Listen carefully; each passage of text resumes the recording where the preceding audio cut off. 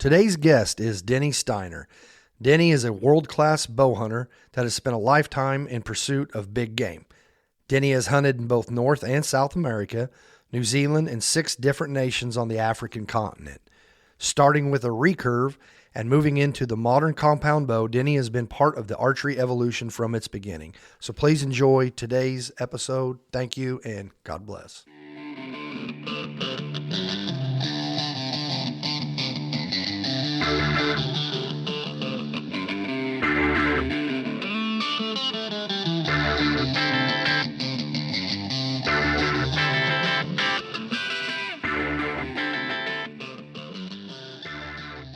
Today's guest is Denny Stiner.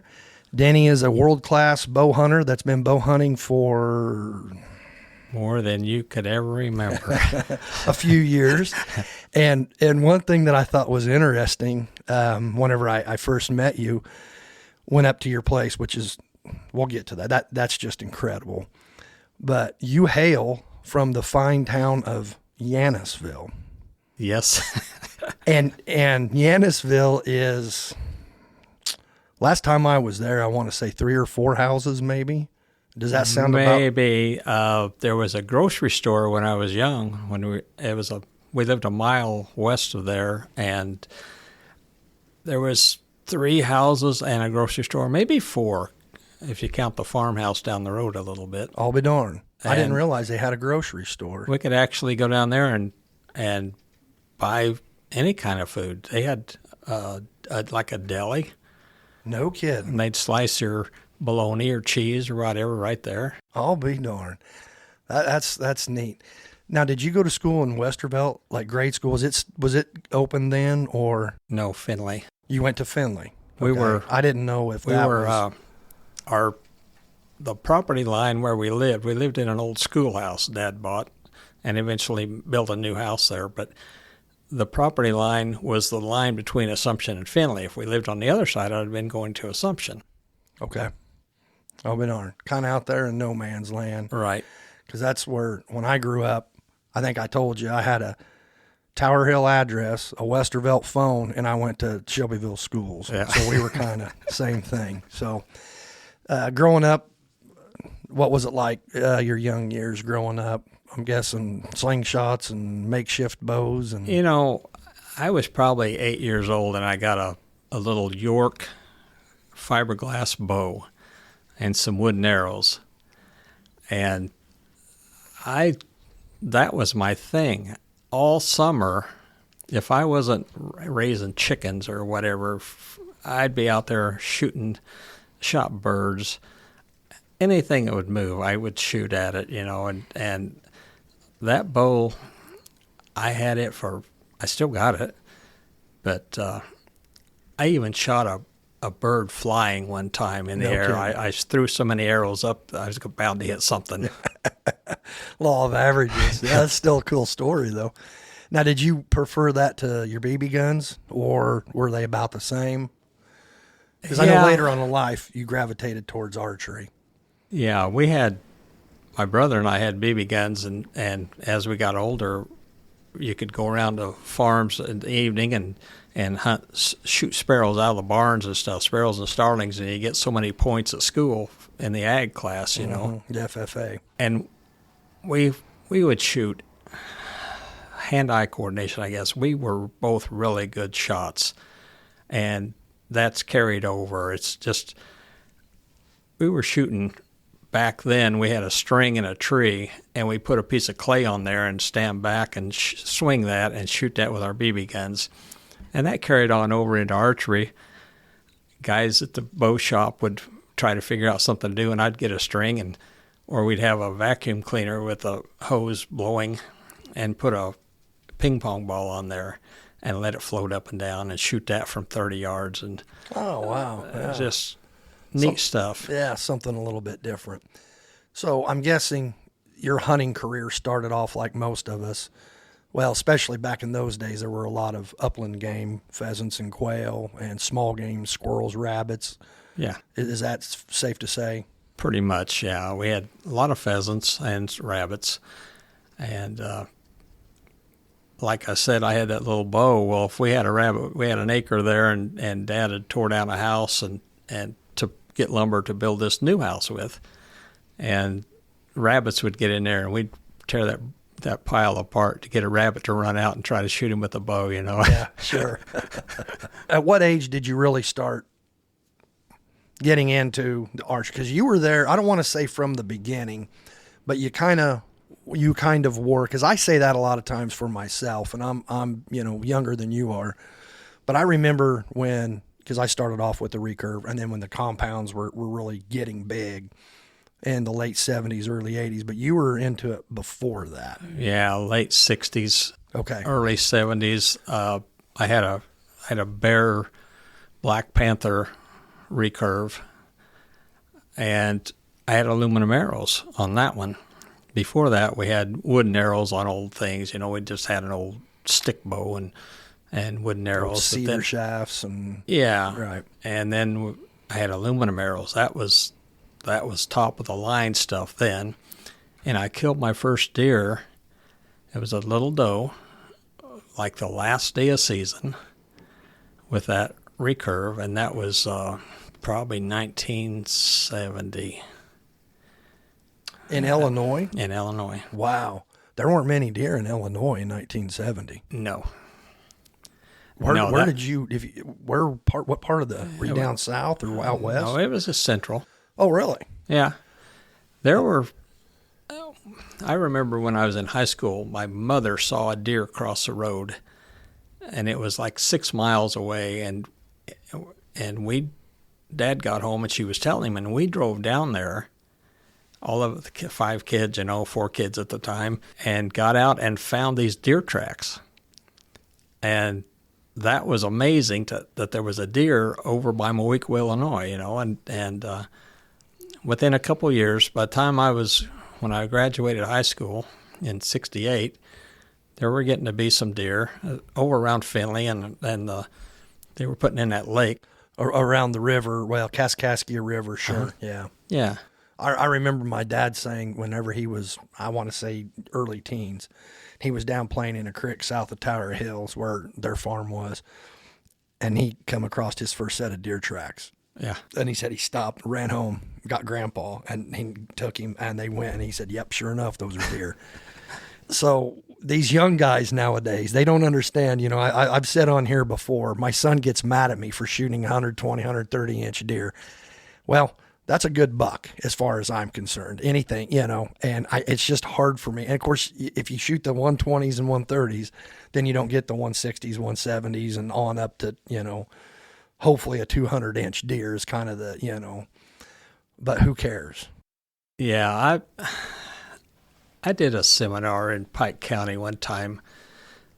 Bonnie Jo Fee was a wonderful lady over there that headed up she was a PE teacher, I think, at the school, and she loved deer hunting and teaching it and stuff, and she had some deer classics and everything over there in western Illinois. But she had me come over and a couple guys, and the guy in front of me was telling these kids, now the next day was the first day of shotgun season, and he was up there telling them, now let those bucks go. You gotta wait till you get a 200-inch deer. And I'm thinking to myself all the time sitting there, this is their first hunting season. If they're going to wait for a 200-inch deer, they're going to lose interest. So when I get up there to speak, I said, I have a different thought on this. You may agree or may disagree, but if it's your first, second deer, the first legal buck that comes along, if it makes you happy, take it. I couldn't agree more. Because why let them sit there, get disgusted, not want to go deer hunting because they're not seeing what they can shoot? Let them enjoy what we enjoyed when we were young. Getting a big trophy or a nice buck is part of it, but there's so much more that goes into it, because now, there's tracking, there's the gutting, there's the, if you process it yourself, there's the skinning, the butchering. It's, like I think the old mountain men would call it making meat. Yeah. You're making meat at the end of the day. And so I don't care if it's a doe, if it's a buck. When you're, a young man, or young lady, and you're sitting there at the table, and it's like, hey, this is the deer that you killed, and you put meat on the table. There's a sense of pride that comes with that, more than just the horns. That I've instilled that in my grandkids. Our youngest granddaughter she'd shot a buck, and we had the backstraps on for Christmas Day. I make backstraps in secret sauce, and everybody loves it. But that was a big deal. We announced that was Aaron's buck that was feeding the family. Sure. And she swells up. Of course, yeah. That's a moment, know. That's something to truly, because anybody that's been out there and hunted knows how difficult it can be. There's times it's not, but boy, there are times when it's like, are there any deer left? It seems like, you're out there and it's cold and just everything goes against you. But okay, so you killed your first whitetail in 1970. Yes. Okay. Take us through the progress. When did you go on, and I'm probably skipping a lot here, on your first, let's just say, out-of-state hunt? We had talked earlier, you'd mentioned Missouri. Yeah. A friend of mine, Bob Capper, we worked together, and his sister married a man in Missouri, and they had farmland. And he said, would you like to go deer hunting over there with me? We could buy some rifles and go rifle hunting. So I was all for that. I mean, there weren't very many deer here then. And I got a 30-30. Oh, yeah. Lever action 30-30. Model 94 by chance. Oh, yeah. Yeah, the old Winchester. And I don't know what, I think Bob got the same thing, but we went over there and stayed with his sister at their house. And one of their neighbors was a guy that moved over there from up around Mount Pulaski. And he was more of a hunter. So we kind of went with him. And the first morning out, very first morning out in the woods, I had this rifle there. And no, I'm going to backtrack. The first year we went, we had a lot of sightings, but we were learning. Sure. I went out at like 4:30 in the morning. It was cold, and we'd built some stands. Back then there weren't a lot of stands that you could buy. Right. And I got up in that stand way before daylight, and it was cold, and we didn't have the clothes we got now. Oh, yeah. I was down on the platform, curled up, waiting for the sun to come up, freezing my butt off. And just about daylight, here comes a truck on the other side of the fence, and they're dropping people off down through there, and they're chatting and talking, and I'm thinking, that ruined my day. And it did. Oh, I know. Yeah. And the guy comes by, and I'm up in the tree with my orange on, and I wave at him, and he said, oh, I didn't realize somebody was hunting this. And I said, well, I'm here, and my buddy's down the line, and just please be quiet. You're making an awful lot of racket. So he's got a walkie-talkie, and he turned around and goes back and picks everybody up. Well, needless to say, we didn't see anything that day. And we ended up, I think the last 2 days of that season, you could shoot a doe.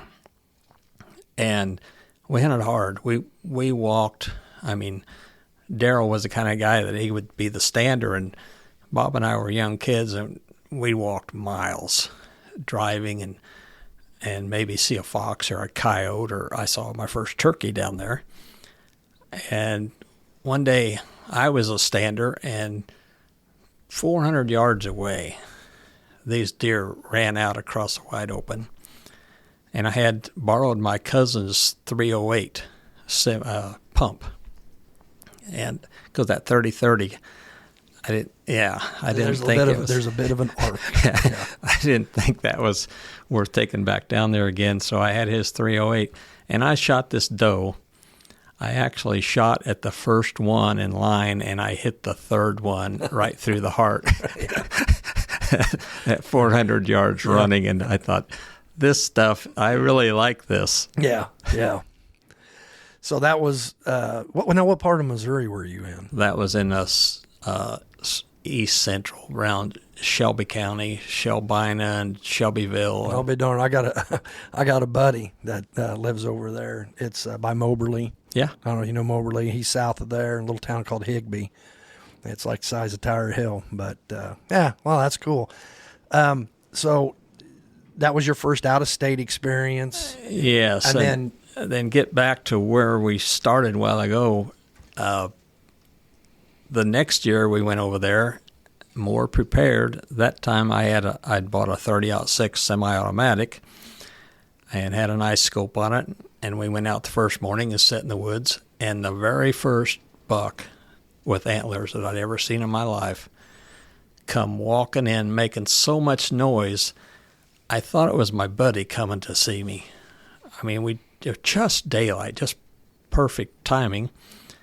And this thing's making so much noise in the leaves.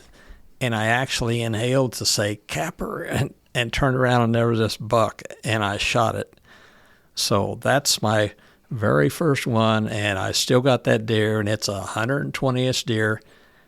I came home. I took that deer. I was working in Decatur at a factory. I took that rack to the factory, and at lunchtime, a bunch of guys came out to see it. Right. And you can imagine that it's nothing now. Sure, yeah. But it was great, and a guy that rode to work with my dad, he came out to see it. He said, "I've been hunting and I haven't seen a buck yet. Can you some help in Missouri?" So I ended up taking John over there for several years. Uh-huh. And that gave me my first taste. Why did you switch from rifle to archery? What was the transition? I mean, I know growing up you were flinging arrows at everything as a boy, running around, and of course BB guns. But what was the main thing that attracted you? Because that's what you're known for is mainly your archery, and we'll get into all your African and world travels. But yeah, what was the pull there? Was it the challenge? Yes, I was hunting and shooting some decent deer with a bow, and like John Austin that went over there with me, he said, we're missing the best part of archery season by going to Missouri with a rifle. And he was right. That third week in November, third week in November, their gun season is just before our gun season. So that week before our gun season is when a lot of big deer get killed. So I actually just quit going to Missouri for that reason. So you could hunt the rut here in Illinois. I had some good places to hunt. Back then I could hunt anywhere. I was working for a company that did work for farmers, and my first question to a farmer was, "Do you allow hunting?" And he says, "Well, for you." And they love killing deer. Yeah. I mean, especially before the money got involved. Almost any farmer used to let you, certainly with a bow. Yeah. They didn't care. They want them deer eating their crops. Yeah, and a lot of them, if you hunt here, I want you to shoot does too. Right. And I said, definitely, I'd like to eat deer. Right. So I was all in, and one time my grandson and I were driving, and we were going over by Shelbyville, and I was pointing out, I used to hunt this, and I used to hunt that. And he said, "Is there any place you didn't hunt?" And I said, "Not that I know of back then." Yeah. Now, okay, so it was more of the challenge then for the bow hunting, and like you said, it's the fact that we're going over here rifle hunting when we've got the best part, because really the first couple of weeks of November, to me, from about Halloween to that first shotgun season is prime time. Would you agree with that? Yeah. So you did it mainly to hunt the rut. At what point did overseas, Africa, New Zealand, Argentina, when did that start calling to you? Had you read, like I had, a lot of the articles and stuff in the magazines and then capstick, or? Yeah, it started, I suppose, I'd like to back up a little bit. I got into 3D archery, and I got pretty good at it. I was always pretty good shot. Around what years are we talking? 80s. 80s, okay. Late 80s, 90s. Okay. And kind of when it first started to get big. yeah, and I was good. I had good eyesight, and I could shoot. You could, yeah. And I got to where I really liked that better. I thought my time was better spent in a tree. And back then, everybody would want to shoot 15 or 20 yards. And I had in 93, I got a Jennings compound with carbon arrows. Oh, boy. And that was the next evolution. Oh, my. That was like, I went from a 40-yard max to my second pin was 40 yards. Yeah. And back then I had a 100-yard pin on my bow. Oh. And because one time I was sitting in a tree and this monster buck was raking a tree 40 yards from me broadside. And I had one of the first Hoyt cam bows. Okay. I bought it maybe in Mattoon. And I went from that and big aluminum arrows to these carbon arrows and that Jennings that shot like a dream. And I could shoot, a softball at 80 yards every time because I shot a lot. I practiced. Sure.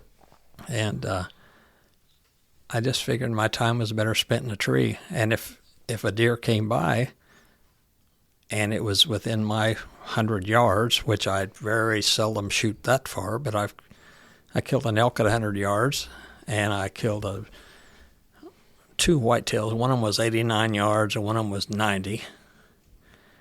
And I'd sure rather shoot 20. Yeah. Now, just on the other side of that, I don't shoot past 30. That's me. I put that limitation, but I don't use sights. Yeah. I gap shoot, and out to 30 yards, I feel, well, back when I was shooting a lot, which I haven't here recently, but that was my line. Out to 30 yards, I felt confident, but past that, I just didn't shoot that far. Oh, I'm not saying, every once in a while, if you go walking on a 3D course or something and they had the further ones, and I might, launch them out there, but now nowadays these guys are shooting out to 100 yards. You hear about it all the time, but you were doing it back in the 90s. Yeah. Before it was a thing.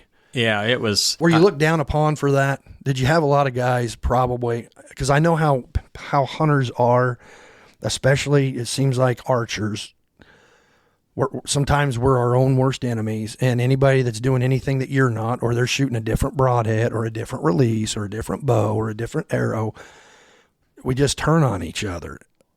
Did you catch a lot of, if you would talk about that, or did you even let people know you were shooting that? I didn't discuss that. Yeah. I was the smart aleck on the 3D course, or go into a camp. Went out to Colorado to elk hunt. My first big game hunt out of state, for elk. Saved up for 5 years to be able to go out and do this. Sure. And the guys they had an elk target out in the pasture, and they were shooting at 15 or 20 yards. And I had practiced. I had practiced my butt off because this was my one chance. And so I was standing there, and I was on the other side of this fence, and the guys were out there, and they got done. And I said, if you guys don't mind, I can practice a little bit. And I had an old Suburban at the tailgate came down, and I stood on that thing, and Jay Verzu was the outfitter's name. Jay was standing there, and I said, you don't mind if I shoot this far, do you? And he says, no. He said, go ahead. This ought to be fun. And I shot, and I shot this elk in the eye. And he said, yeah, that worked pretty good for you, didn't it? And I shot again, and I hit it in the eye. And he says, well, you're consistent. I said, well, if I shoot that thing in the eye again, don't you think I can hit what I'm aiming at this distance? And he said, yeah, okay. So I did. Well, then he put me with somebody who wouldn't let me shoot. We hunted 9 days and walked our butts off, and I didn't get a shot. I'll be darned. So there's all that money. There's all that money. I had carbon arrows. I didn't have expandables. They didn't have expandables then, but they didn't know about the carbon arrows. He didn't think they would hold up. But that was. I'm always kind of that guy that when they get done shooting, I'll shoot in Canada. Moose hunting. There's a moose 93 yards in the open, and I'm going to shoot it. And the guide said, no, I'll get it closer. And I said, I can do that. That's like a 4x8 sheet of plywood out there that I'm aiming at. No, I'll get it closer. So he called it and got it within 35 yards, but it was in the brush. And never got a shot at that thing. And on the way back, we were going back to camp, and I said, I can shoot farther than that. And that heart is bigger than a dinner plate. I can hit that. And he said, I'd like to see it. So they had a bear. This was on the north end of the Lake Superior. And there was a bear target that was kind of over the hill right down by the lake.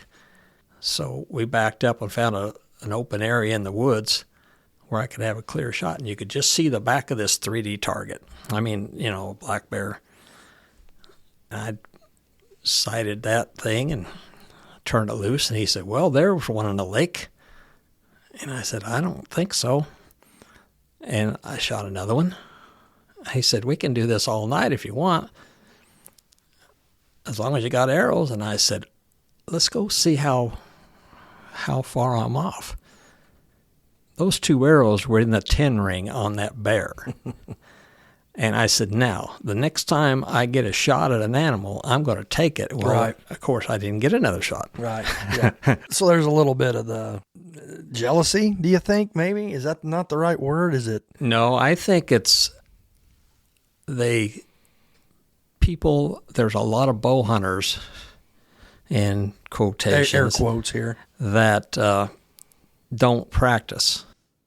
Oh. Yeah. And their range is 20, 30 yards. Right. I mean, with sights and with the equipment we got now. Oh, gosh. Nowadays, it's like. It's amazing. That's one thing that I see what you think about this.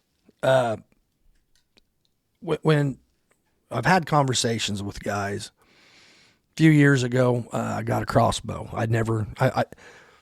I wanted to go through, and I've done it. I've killed a deer with a muzzleloader, a pistol, a shotgun, bow, crossbow, every legal means that you can. Well, I had one with a crossbow. Well, crossbow is during the same time as standard archery, and it is a much, I'll say, easier way to shoot a deer with archery equipment than with a traditional bow. Because there's not the movement. You're bringing it up to your shoulder like you would a firearm. It's already cocked. You just bring it up to your shoulder. They shoot, flat. They shoot far. So there are a lot of guys in the archery community that look down on that. And I've always gotten a kick out of it. And again, I'm a guy that started with a stick and a string. That if you're going to chastise the crossbow guys, and you're shooting a brand new, whatever, the new Hoyt, Matthews, whatever, you're nodding your head. Yeah. It's like if you're using a recurve or a longbow with, feather fletchings and you're doing it the old school, then okay, I might listen to what you have to say, the traditional archery equipment. But now it's completely changed. Yeah. This modern equipment. I mean, guys that basically what you're saying that don't practice a lot can shoot out very comfortably to 50, 60 yards accurately with a regular bow nowadays, 40 yards. Certainly. You still got to hold it still. Oh, no. I'm not. Right. And practice, I worked at our local archery range in Taylorville for a while, and when Dean and Belinda would leave and go out elk hunting, I'd be in there for 2 weeks. I was the mechanic, and I had guys coming in there, and it was just before October 1st, that week or two before that, and guys would come in with their bow and check these strings out and this kind of thing, and I'd say, looks pretty good, or you need a new string, whatever, and I could set it up. And they'd say, well, it shoots just like it did last year. I can hit a paper plate at 10 yards. And I said, seriously, you should be able to hit a pinhead at 10 yards. So let's see how you shoot. And they couldn't shoot. Had a game warden. I set his bow up, and he came back 3 days later, and he says, this doesn't shoot. I can't hit anything with it. And it's a left-handed bow, and I took it. I looked at it. Everything looked like it did when it left. So I got one of his arrows and went over it, shot his left-handed bow right-handed, and hit dead X at 20 yards, and put another one right beside it and handed it back to him. And I said, you need to practice. He was a smoker, and he drank a little bit. I don't know how much, but he was and he drank coffee all day. So he's jittery. He was jittery, and I said, you really need to practice before you go out, because you can't hit what you're aiming at. There's going to be wounded deer. Yeah. Let me ask you, when did you meet, one of the big names in archery you got to know personally very well, Tom Jennings? Yeah. I mean, he's a big name. I mean, you're going back to 60s. Yeah. Early 60s. I mean, before him, you had, Pope and Young and Ishii, when they came up. That was all traditional stuff. Right. And then you had Fred Bear, Howard Hill. Those were coming at some of the earlier guys, Ben Pearson. And this is when we're starting to make the transition from the traditional recurves and longbows into what we know today as archery with the compound bows. And Tom Jennings and Ben Pearson and of course, like I said, Fred Bear, those guys coming along, the PSE, because whenever I was growing up, Jennings was a bow you heard about. Bear, PSE were kind of the big ones. Yeah. How did you get to meet him and befriend him? I shot a big deer in 1993, and in 1994 I was at all the deer classics, and I was invited by Bear Jennings to bring a display to the Archery Trade Association in Indianapolis. And is this the one that they misscored, that Pope and Young misscored? No. Yes. That same deer. Yes. Okay. I've seen that deer. It's incredible. But go ahead. I'm sorry. So that got me to that show, all expenses paid. And Tom Jennings was there and his wife. And I had that little black picture book. If you've seen that there, that was my whole resume at that time. It had maybe 25, 30 bucks in there or whatever. And it was missing. And Tom came in the booth and we talked a little bit, and I said, somebody stole my book. He said, oh, no. He said, they didn't steal it. I have it. I didn't want anybody to steal it, and I wanted to show some of the other people around the show this. And he's carrying my little book and showing people. And so we became friends, and I said, I have some bows. Would you sign some? And he was living in Staunton, Missouri back then. And he says, well, yeah, just come down and bring your wife and stay with us, and I'll sign your bows. Well, I did. We drove down there and stayed with him and his wife, and we went out to supper that night and had great conversation, a great time. And the next morning I said, now I got some bows for you to sign. He said, yeah, I know you. And I took every bow I had. Right. Which was maybe 15, 20 at the time. And Jennings was with Bear Archery at the time, is that correct? Yes. Okay. Yeah, see, Tom was working with Horace Allen. Allen was the first compound bow. Okay, right. Now, do you mind telling us, you have one? I got 2 or 3 of those. And is that the one you have a left-handed version of? Yes. And could possibly, maybe, be the only left-handed version of an Allen bow still in existence? I've not heard of another one. And yeah, and that came out of Michigan. But Tom worked on this and developed this Allen compound. He and Horace were supposed to go.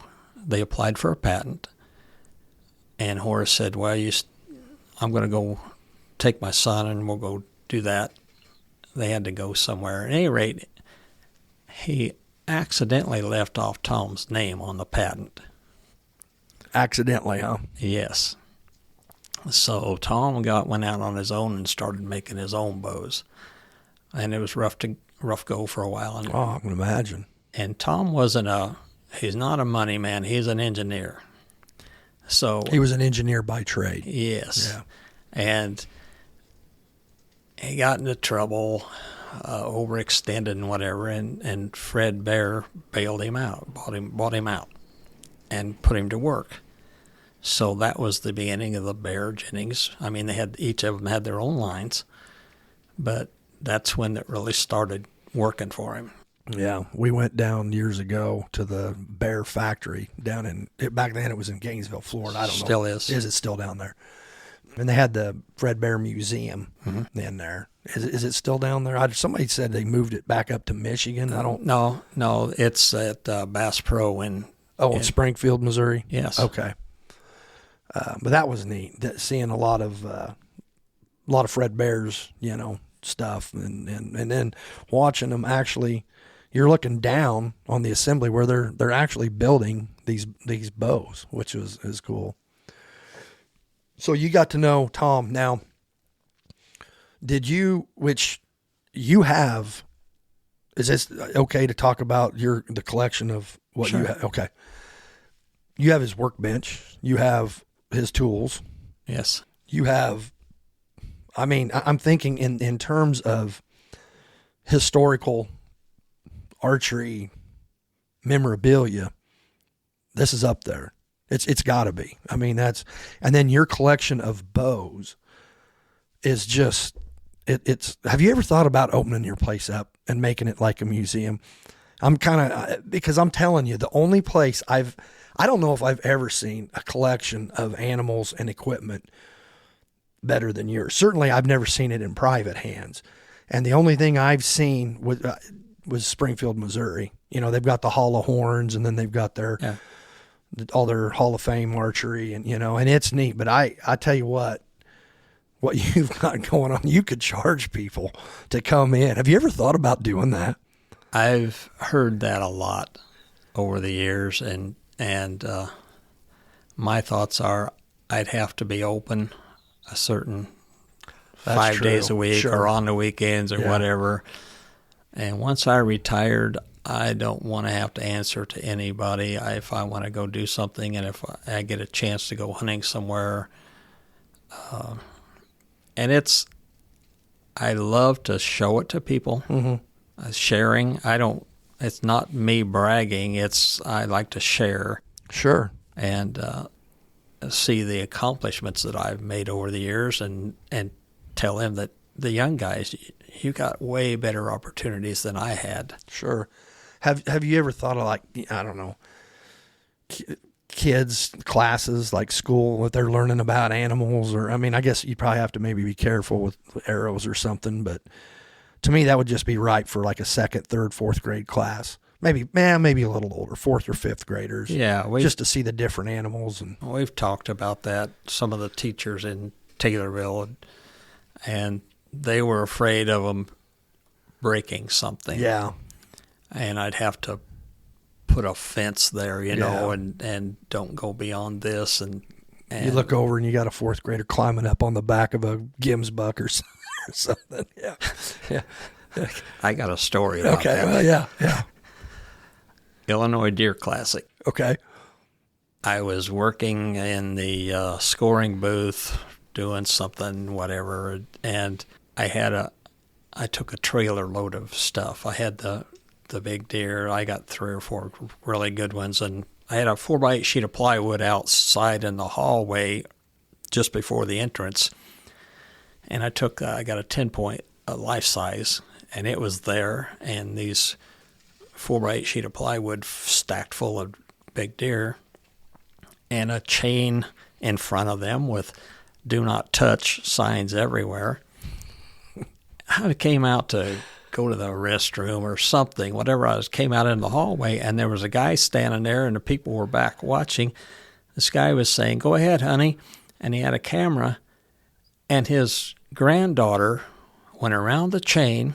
She had a hold of the deer's tail and trying to get her foot up on the back hock of the back leg to get up on top, and I grabbed her and put her down and said, "Honey, we don't touch this stuff." And the guy said, "I don't see what's wrong with that." She just I wanted to get a picture of her on that deer. And I said, "You don't realize that is about a $4,000 taxidermy job." Right. And if she'd have broke the tail, you would have bought it. Right. People are just clueless. But that doesn't surprise me. Hearing that does not surprise me at all. Africa. Was that your first international hunt? No. Canada. I went to Canada for bears and once for moose. Maybe twice for moose. And deer. Went up there for deer. Got a giant deer up there. Saskatchewan? Ontario. Ontario, okay. North of Dryden, up in there. Okay. But 329 pounds dressed. Good night. And boy, that's a big deer. That is a monster. And when I got back to camp, a guy said, "There's one in the cooler that's bigger than yours." And I said, "I have never seen a deer this big." And a rifle hunter, there was 2 of us hunting with bows and like 15 rifle hunters. This deer weighed 400 pounds. It looked like an elk in this cooler. I'd never seen anything like that. No, I've never heard of a deer that. Well, I've probably heard of it, but that's incredible. For anybody listening to this that's not a hunter, a 200-pound deer is a good deer. 250, we're talking dressed out. Yeah. 250 pounds is considered, that's a big deer. Yes. Anything over 250 is a big buck. So yeah, you start getting up over 300. I mean, that's insane. That's insane. That's a big whitetail. That's over 400 pounds on the hoof, and that 400 pounder would be probably close to 5 on the hoof. Right. Now, did you go to Africa before you hunted Argentina and New Zealand? Do you remember? Well, irregardless, let's talk about your first time in Africa. And I keep coming back to that just because, again, all the capstick and the Horn of the Hunter, Rourke, and all the stuff I've read. Where, when, what species? Back 17 years ago. Okay. 17 years so ago. Early 2000s. I had a friend of mine was an outdoor writer. He's written several articles about me, and he said, "I'm going to Africa and I'm taking my grandson. The grandson can hunt impala that can hunt for free and stay for free. Would you like to go? And I said, I've wanted to go to Africa all my life. And I saved up more money, and went over there, and we got in there, and it was amazing to me that we went into a new homes, gated community. Johannesburg's a bustling city. It doesn't compute with me, because I'm thinking native villagers and all this stuff. And we get there, and we're in this brand new house in this brand new subdivision. It's all gated, and then from there we go out 3.5, 4 hours up into Limpopo, and got to this ranch and drove in there. And fabulous meals, nice places. They do your laundry every day and all this stuff. But it was when we got there on that ranch, you couldn't hunt. It was photo safari. Now, I'm paying to hunt.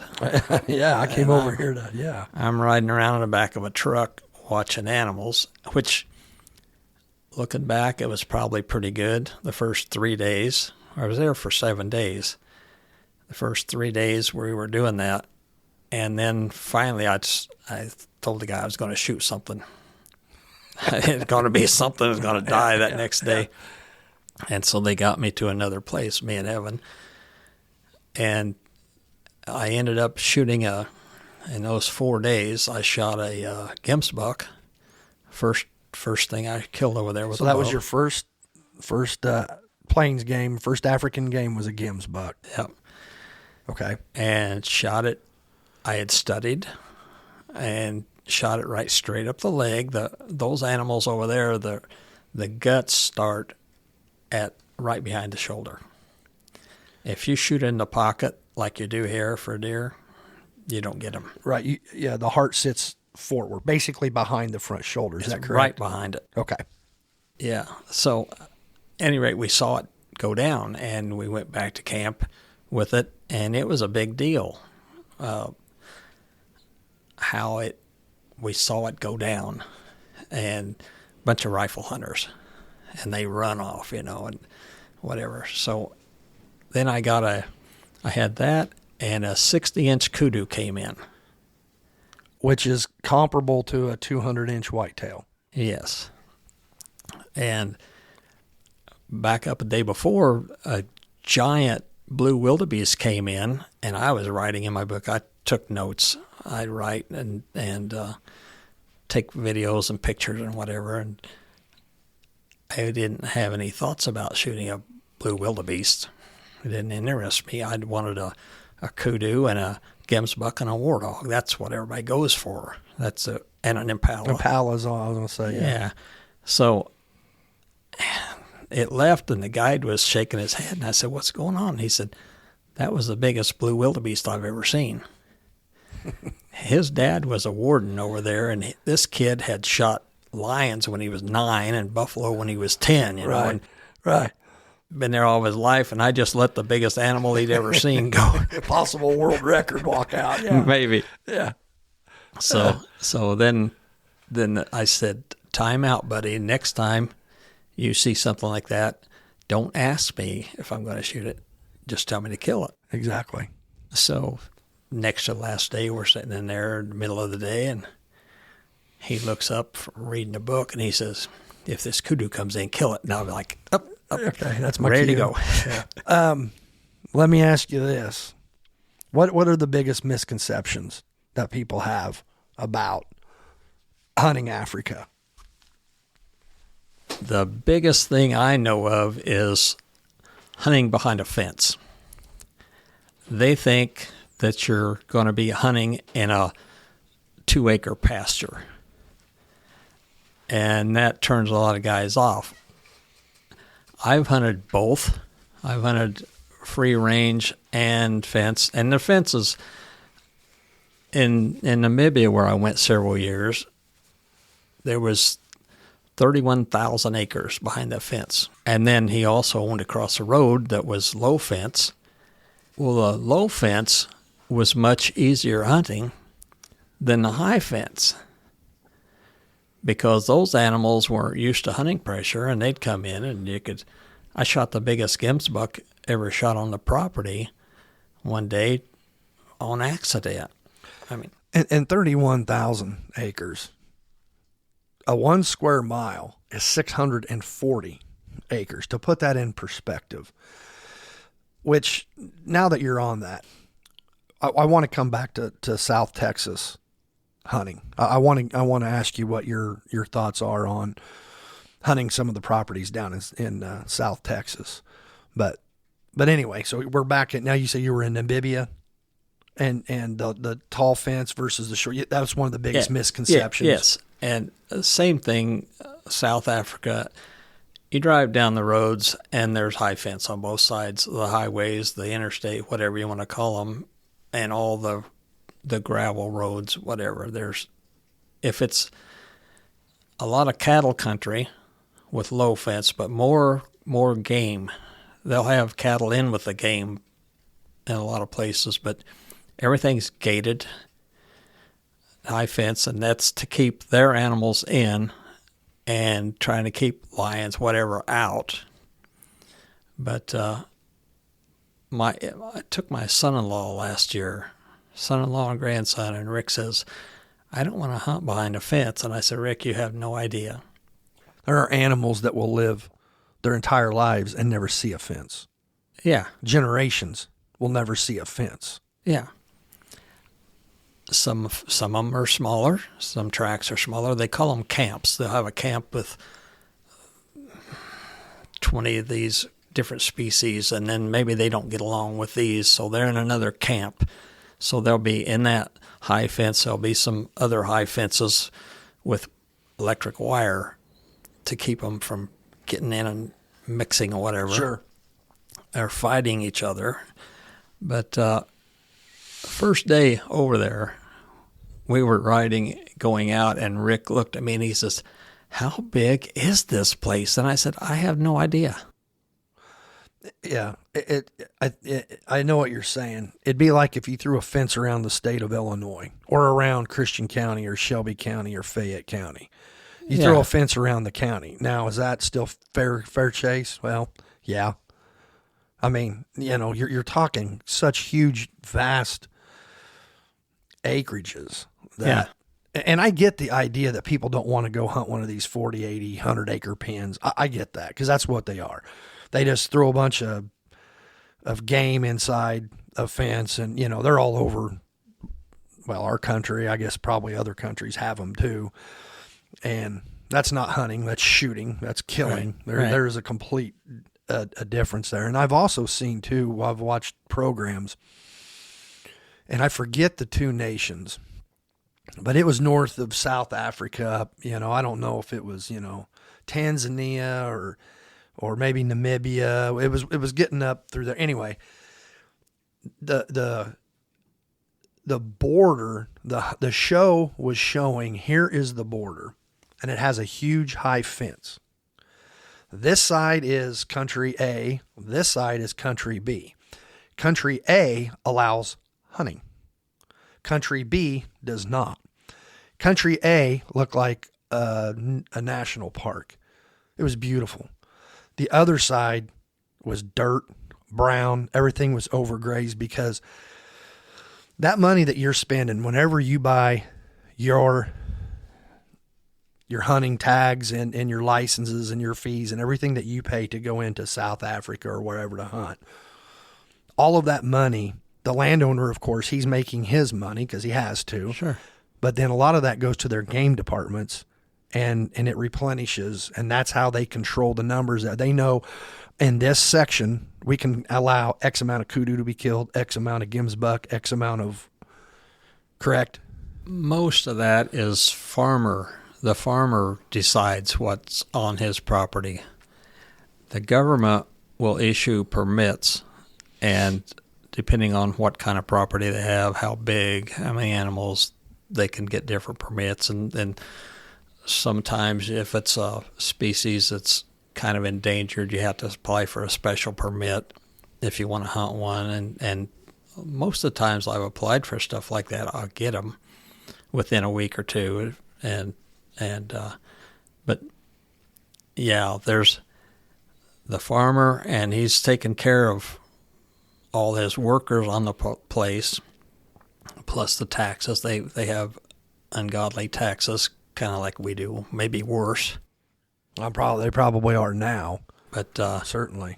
Yeah, and if you're talking like that, I know where you're talking. One side was Botswana that didn't allow hunting, and the other side was Zambia. Is that what it was? Okay, you're familiar with that. Yeah, and a lot of free range in Zambia and Tanzania.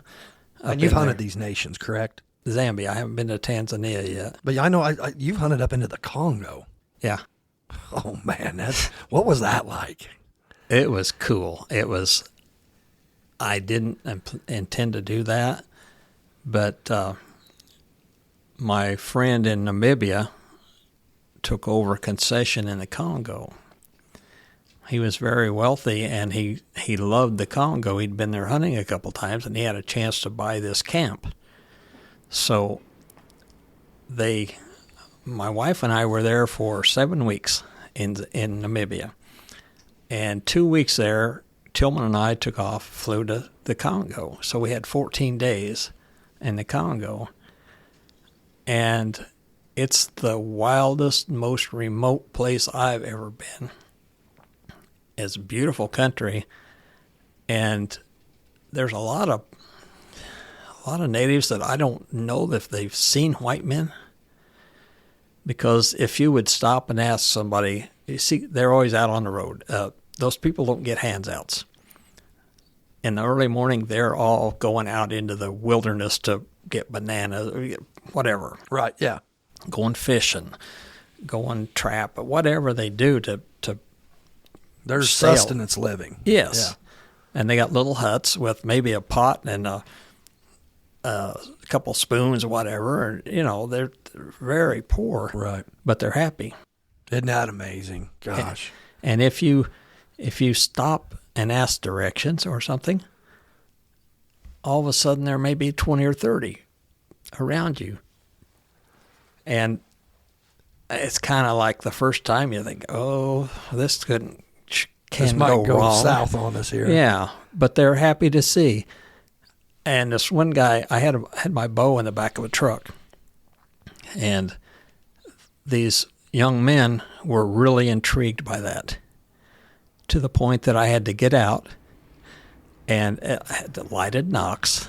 Oh boy, yeah. And all that, and it's sandy ground, so we took something out there 40, 50 yards, and I shot this arrow, and they were amazed, because their thing was a leather string on a stick with some sticks. Yeah, and here you are with this space age technology. I mean, our modern bows are, yeah, I bet that was something. And we drove. What got me, I watched, which you have YouTube videos. Anyone listening to this wants to watch some of his stuff. It's if you just type in Denny Stiner, I know, on YouTube, and then you have a website also. Yeah, DennyStiner.com. Okay, and it's STINER. That when you were in the Congo, it was one of the plants, and it looked like a fern. Yeah, it's a fern. And you touch it, but it's not like a Venus flytrap, I don't think. No. It's not a carnivorous plant. No. But when you touch the plant, it reacts to you. Yeah, it folds up. It folds itself up, but it's not, I don't know, it's little things like that. When you go, every hunting trip I've ever been on, and I've never been on any big ones, Africa or New Zealand or anything, you always pick something up, or you get to see part of the country that you've never seen. It seems like there's always something. And the different cultures. Yeah. It's amazing. And we first morning in this Owasso was this little town where we would have to cross the river. This is in the Congo? This is in the Congo. We flew into Brazzaville, and then we drove all night long, and get to this little town out in the middle of nowhere. And we have to wait for the ferry to get across the river.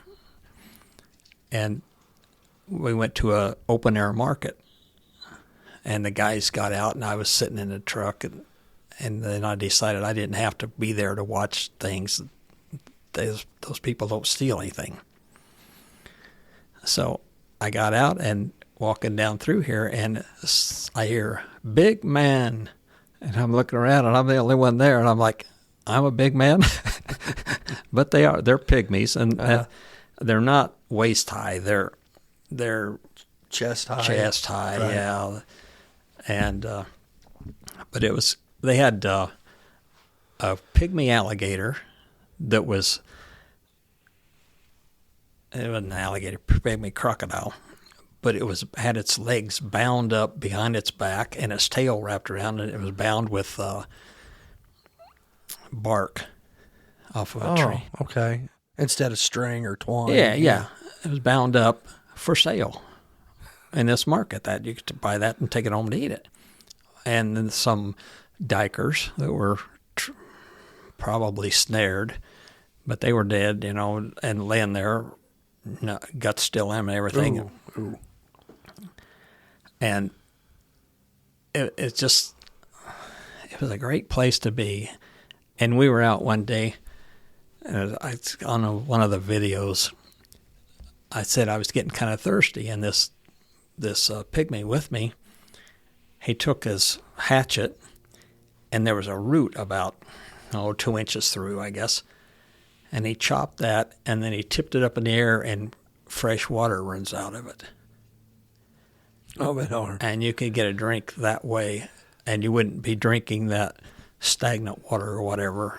This out is of the ponds. Fresh water. Well, you got to figure, like you said, these people are tied to the land. Their existence depends on, So they're going to have a better understanding of, certainly than we do in our modern day and age, where everything's digital and electronic, and most of our young overall in this country have completely lost sight. I was having a debate one time with a guy over hunting and whether it's, and he was a self-admitted city boy, but he was all for hunting. He was, and he told me, he said, I got nothing against you guys hunting. And I'm like, well, that's good. He goes, because you got to understand, he goes, it wasn't too long ago that we had to kill animals to get food. And I looked at him, I said, well, you realize we still have to kill animals for food. And he's giving me that look, and he's like, well, yeah, I guess you're right. It's like, yeah, nothing's changed, but the big change is they herd them into a place and do 10,000 of them a day instead of going out and hunting it yourself. Exactly. Nobody, you can't take the moral high ground when you eat, this mass-produced stuff versus a guy that's out there studying, because that's another thing. I'm guessing before you go on a lot of these hunts, you're going to be studying geography, the area that you're going to be at. You're studying probably the culture, the native peoples.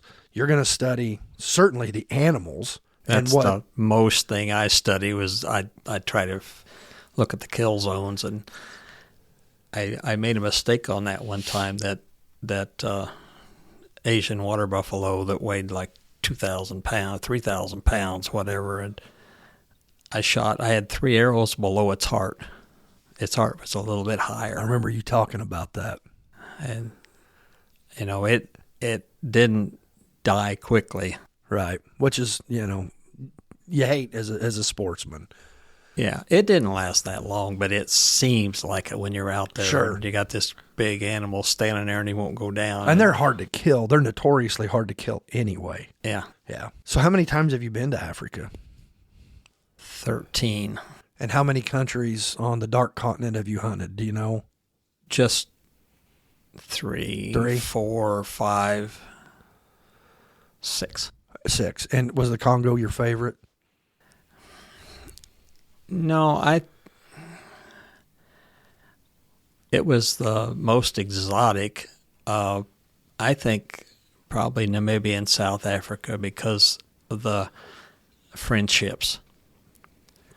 I mean, get to know the people and the families. Yeah, everybody that I've hunted with, except for that first time, that first trip was kind of sour. But after that, I'm good friends with all these people, and they're good people. They are, and they've been, I think, incorrectly maligned a lot in this country by people that have no idea what they're talking about. I'm a bit of a fan of South Africa, studying their history and stuff, and how I got on it years ago was Jeff Cooper was one of my favorite writers, and he had went over there numerous times. Of course, he's a gun guy, and talked about how much he loved the people. And then I had a good friend of mine that had went over there on a hunt and was just blown away by the people. And Colonel Cooper had once made the comment, he had written that he felt that the Dutch South Africans are as close to Americans as any group of people on the planet, because they had a great trek, which was similar to our manifest destiny and our westward expansion across, our country. They're religious people, like, we were founded originally on, religious, freedoms. They tend to be, and people I have talked to have said that the women and the men are like, they're men. They're men. And they said the women are women and beautiful. I've heard that from so many people. They're like, these are men and these are women.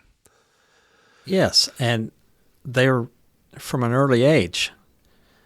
The boys don't do girl stuff. Right. They're out with their dads riding.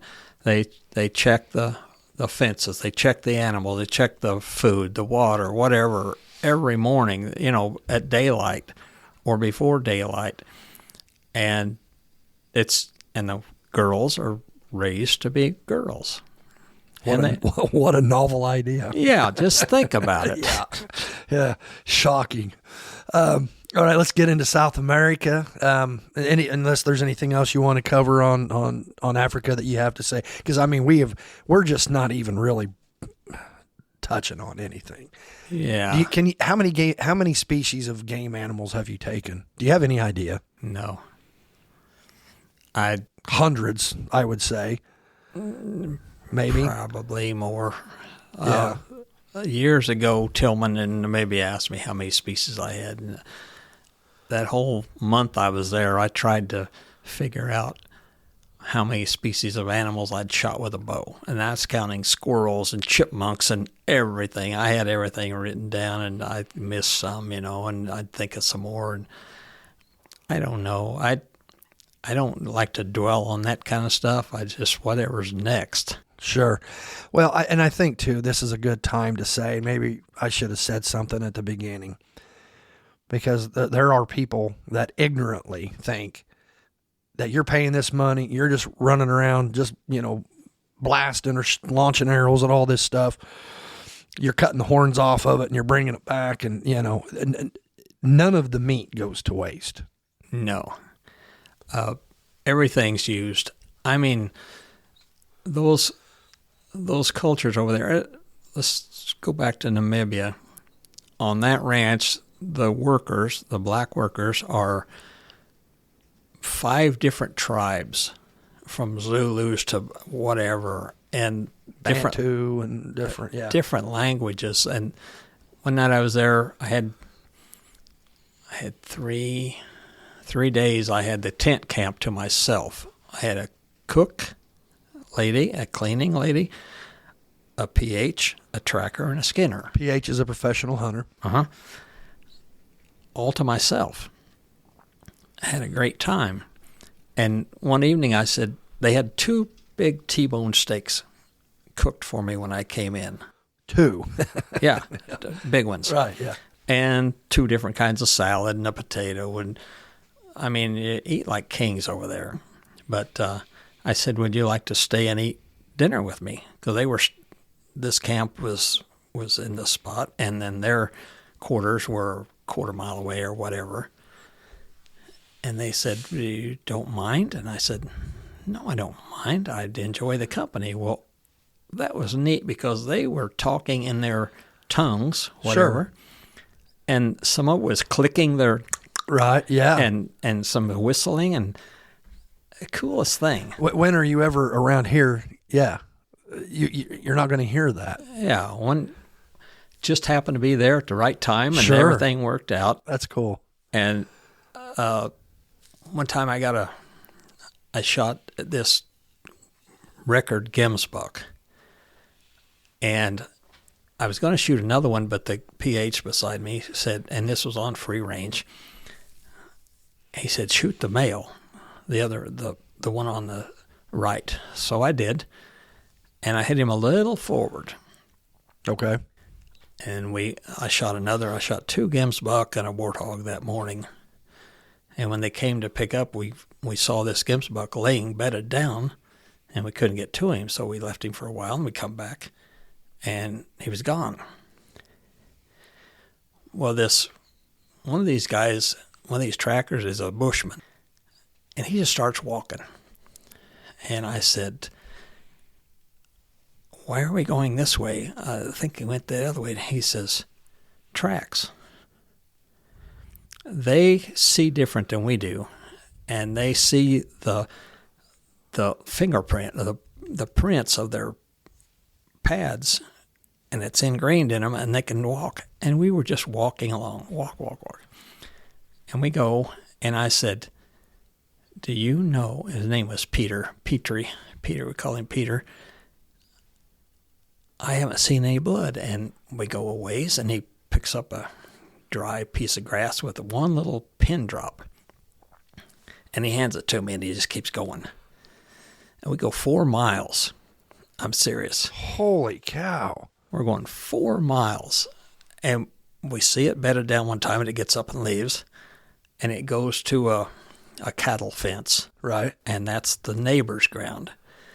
So he runs back, gets the truck, calls, and gets permission to go get this animal.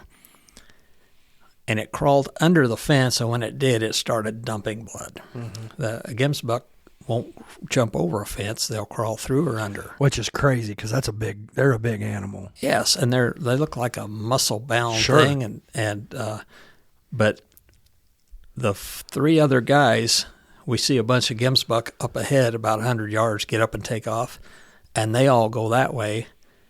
Well, Peter turns to the left, and I follow him, and we go 20 yards, and there this thing is laying there. It got into the fence and took its last breath when we were walking up to it.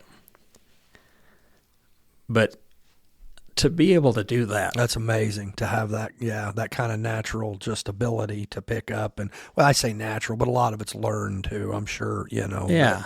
But there again, he's a true bushman. And they said they see different than we do. They're raised the first couple years, they're on their mother's back, and they're looking at her neck. And their vision is different than ours. I'll be darned. But I've seen it hundreds of times. I'll be looking at something, and sometimes if they're running, I can pick that up, whatever. Mm-hmm. But just to be able to go out there and look one time at that track and then just take off walking, mm-hmm. just as fast as you could walk, just going, is amazing. Yeah. And now getting back to everything's taken care of. Those people, they like the insides. They'll take an impala stomach with the contents in it and put it in a pot and boil it. Oh, boy. And like it. I shot this giraffe, and when we got done, they had 2 pickups and a winch, and there was 13 guys. We skinned that out and took the meat, and they brought a trailer with a cooler on it. And when they got done, what was left on the ground was the contents of the stomach, a little piece of back skin, and whatever blood, and that was it. Everything else was in that trailer. Off of a giraffe. Off of a giraffe. So that just goes to now, and whenever you're in camp, you're eating, well, not necessarily, it might be what you killed, but more than likely it's probably what the people before you got there, maybe that killed. Is that fair? The first night, maybe. Okay. If you shoot something on Monday, you'll probably get it Wednesday, or maybe even Tuesday. Okay, so you depending. do get to eat. And mostly you eat the loins or the back straps. Best part. Yes, the loins on a buffalo, are huge, but I can imagine. And the giraffe, I thought it was an old bull that needed to be out of the herd, and I was lucky enough to get that. Well, 2 days later, we had giraffe loin for dinner that night. I thought it would be dry and stringy, tough, and it wasn't. It was really good. What was your favorite African venison? That because I've read stuff. You hear eland a lot. You hear kudu. You hear gemsbuck, springbuck. A springbuck is more like our deer. That's the closest thing I can come to over there. Like a white-tailed deer? For our white-tailed deer. Okay. My favorite would be maybe eland cow, a young eland cow, then zebra. Yeah. And then some of the smaller animals, the clip springer and dikers and yes. The thing about them is you get such a little. The back straps are like maybe 8 inches long, and yeah. Which we're talking about deer that are 18 inches tall or less. And you had a poster up there, and I had never heard of the Tiny 10. Yeah. Which is, everybody knows the big 5, which are the 5 big dangerous game animals in Africa. And then we have the Grand Slam of turkeys, and there's all kinds of these. But I had never heard of the Tiny 10, which are the 10 of these tiny little deer. And they might have antlers that are 1.5 inches long. And that's like, oh man, that's a dandy. You need to take him. Yeah. That's all horns over there though. Yeah. Yeah. Well, yeah, that's right. Yeah. Horns. Yeah. And the bad thing about when you go to Africa, they're all 2-pointers. I never thought about that, but yeah, you're right. Impala, gemsbuck, everything. Yeah, wildebeest, Cape buffalo, everything has a 2-pointer. Oh, that's pretty good. The one animal, I mean, besides the plains game, kudu, like you said, kudu, impala, gemsbuck, that kind of. The Cape buffalo, and you've taken a couple of those. Have you found the legend to be true, what you hear about their toughness, that they are the toughest animal on the planet? Yes, probably. Meaner animals, the dwarf forest buffalo is half the size of a Cape buffalo and twice as mean. Wow, that's saying something. The Cape buffalo is known for being notoriously cranky. I mean, he's a herbivore, but he has killed lions. They're just, I mean, they'll charge at anything. And I've read that their skin is so thick, their hide, their bone structure is almost double what most animals. Then they're huge. And then I've also heard somebody talking one time that they can have they can lose, I forget, a huge portion of their blood and they can run on 40% oxygen to where other animals can't. And that may be. With a bow, I've shot a Cape buffalo at 20 yards, quartering to, right through the heart. And did he come after you? No, he turned around and went the other way. I'll be darned. And the one I shot this year was broadside at 20 yards, and it ran the other way. I think the difference is the gunshot over the arrow. They don't know what's going on. Something happened to them, and they got to get out of there. But with a gunshot, something happened, and they're going to find out where it came from. And they know where they heard that loud report, and then that gets them to hone in. Yeah. And then the adrenaline kicks in, and some of those take, 4, 5, 6 shots to put down because they're running on adrenaline. Sure. And you can get in trouble. And They kill a lot of people. Yeah. Leopard was the meanest thing I've ever seen, coming out of a bush, going to kill somebody. Now, were you hunting the leopard at the time, or? I was along. It was one that got in and it killed a cow calf, and the farmer, they put, they call it snares, but they put a trap out. And they dig a hole and put this leg hold trap with a big chain on it. Like a drag. Yes. And they put that down in the hole. Then they cover it with donkey manure because they sprinkle that over top. And everything over there, all the trees have thorns, thistles, whatever. And they'll make it where that cat has to step in those places. So we were supposed to go back. I was in northern Namibia at the time, and we were going to go back to be at Tillman's place and then fly out the next day. Well, they said, you want to go after the leopard? It's in a snare. And I thought, okay, if it's in a snare, it's going to be caught, shoot it right there. And they didn't have any permits, any export permits, so I wasn't in. So I went, had my cowboy boots on because I was ready to be on the road. And we went over there, and these guys were following this chain, this half-inch chain about 2 feet long, whatever. And it was trapped by its right front foot. We went for miles, walking over rocks. Now, in the sand, I could track this thing. Sure, yeah. But they were looking, and they tracked that. They had there was 5, 6, 7 of us probably. And one of the guys had 2 30-06 rifles, and he handed me one.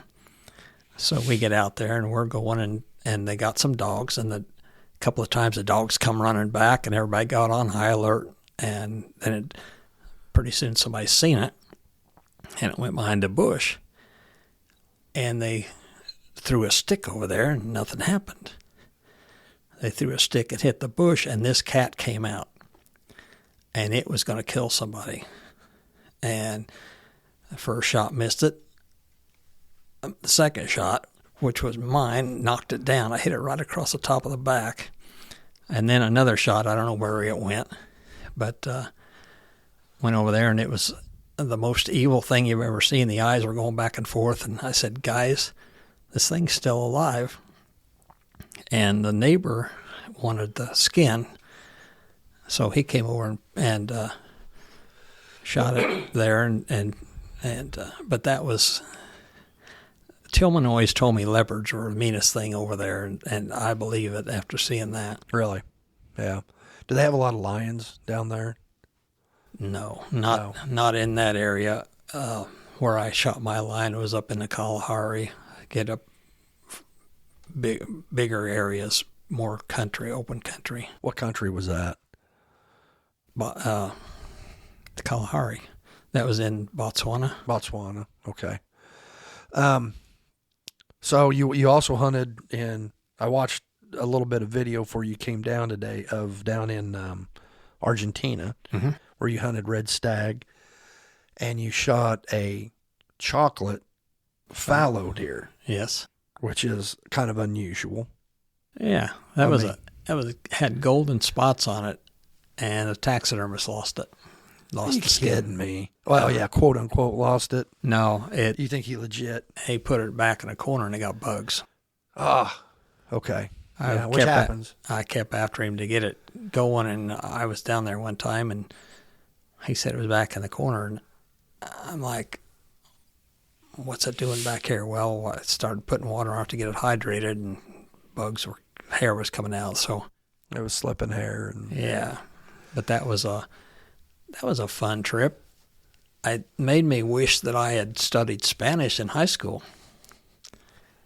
But they weren't rude. They would tell me what they were talking about, and stuff. And we had I shot that fallow deer, and then I shot a 400 and some inch red stag that was, at the time, I think it was like number 2.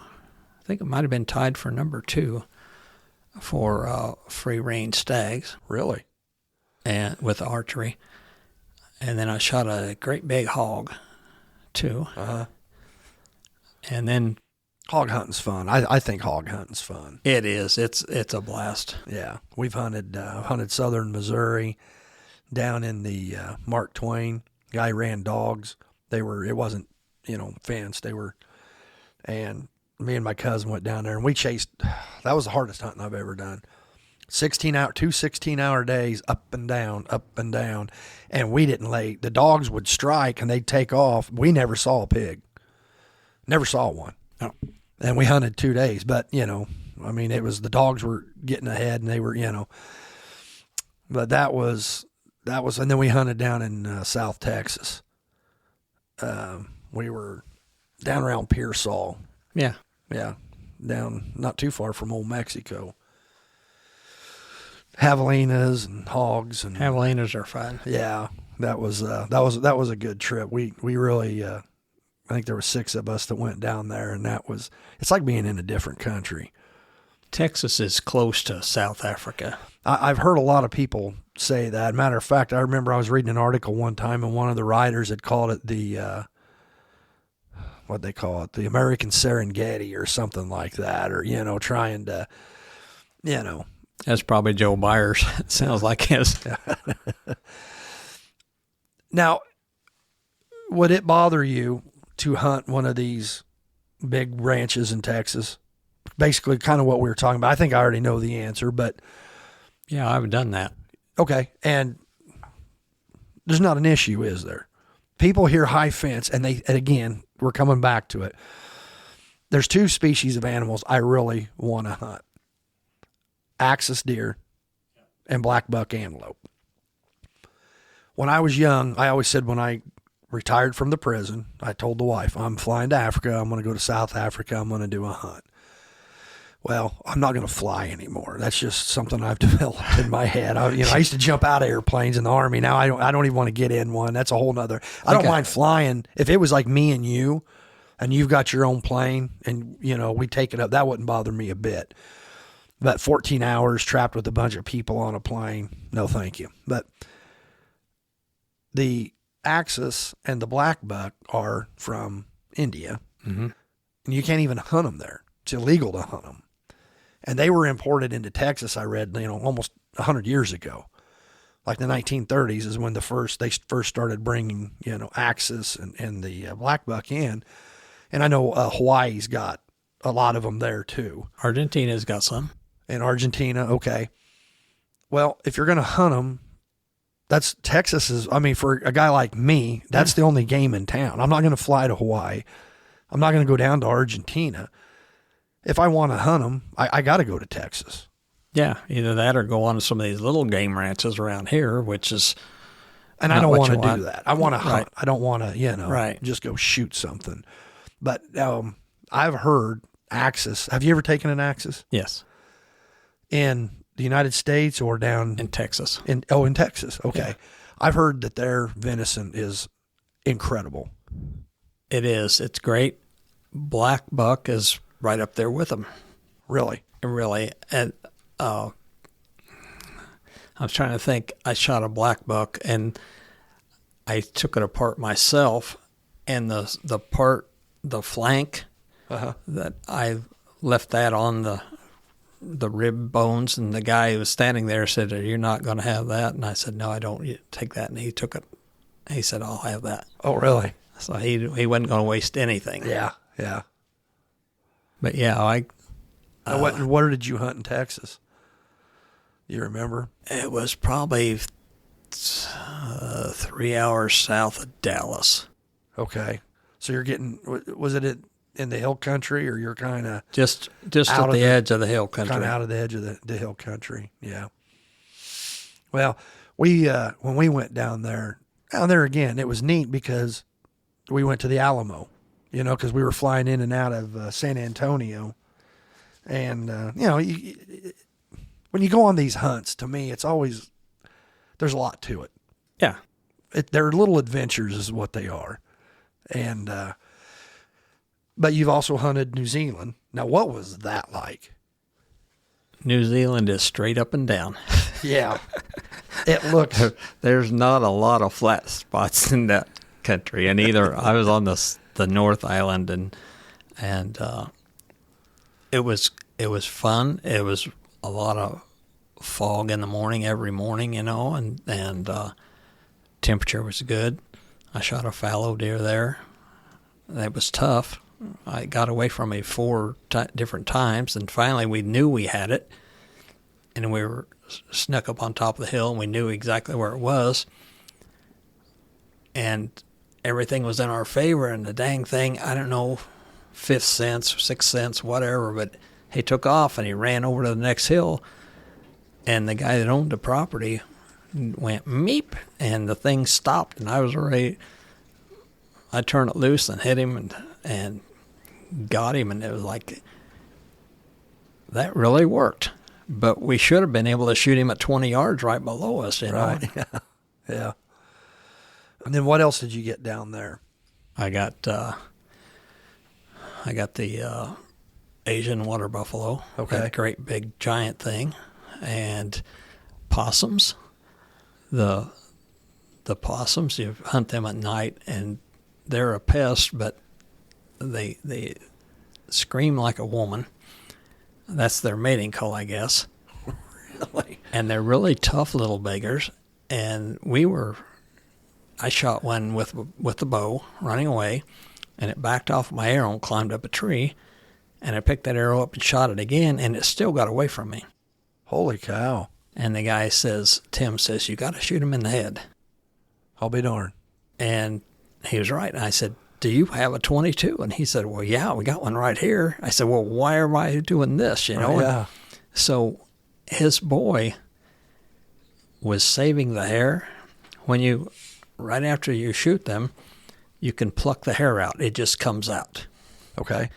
And you put it in a bag. You just take the strip off the back, and they get $5 for every possum. And at the end of the season, he got a motorcycle from going out and shooting possums that the government they started poisoning them, flying over and poisoning them, because there's so many of them. Are they indigenous to New Zealand? I mean, are they? No, they're brought in. Ah, okay. All right. I think they came from Australia. Okay. All right. But yeah, all that. Let's see, what else? I shot 3 turkeys one morning over there. And now, are they similar to our turkeys, or? Yeah, they're kind of smaller, but because I've seen some of those, like for the World Slam, they have what in Mexico, the ocellated and the golds. Yeah. Is it the ocellated that almost looks like a cross between a peacock and a turkey? Yes. Yeah. They're from down in the Yucatan. Yeah. Down the south. Uh-huh. I was set up to do that one time, and then the cartel was messing around with some people a couple months ahead of us, and we decided not to go. It's probably going to start getting real interesting in the next few months or a year. Yeah. I got a feeling that things are going to, but we'll see. We'll see what happens. But anyway, I'm sorry. So your possums, there's that many of them. There's hundreds. And yeah, Chris that went with me, he's an early to bed, early to rise. And the first 2 nights we went out, he had to go to bed, and I said, Chris, you got to go do this. I mean, we're down here. I don't sleep in the daytime if you have to, and he went, he says, I can't believe I missed 2 nights of this. I think, let me ask you this. I don't know why this hit me. You're talking about night hunting. Have you ever gator hunted? Yeah. Okay. Did you enjoy that? Because I think that's going to be my next hunt. I think I want to go down to Florida and shoot a gator.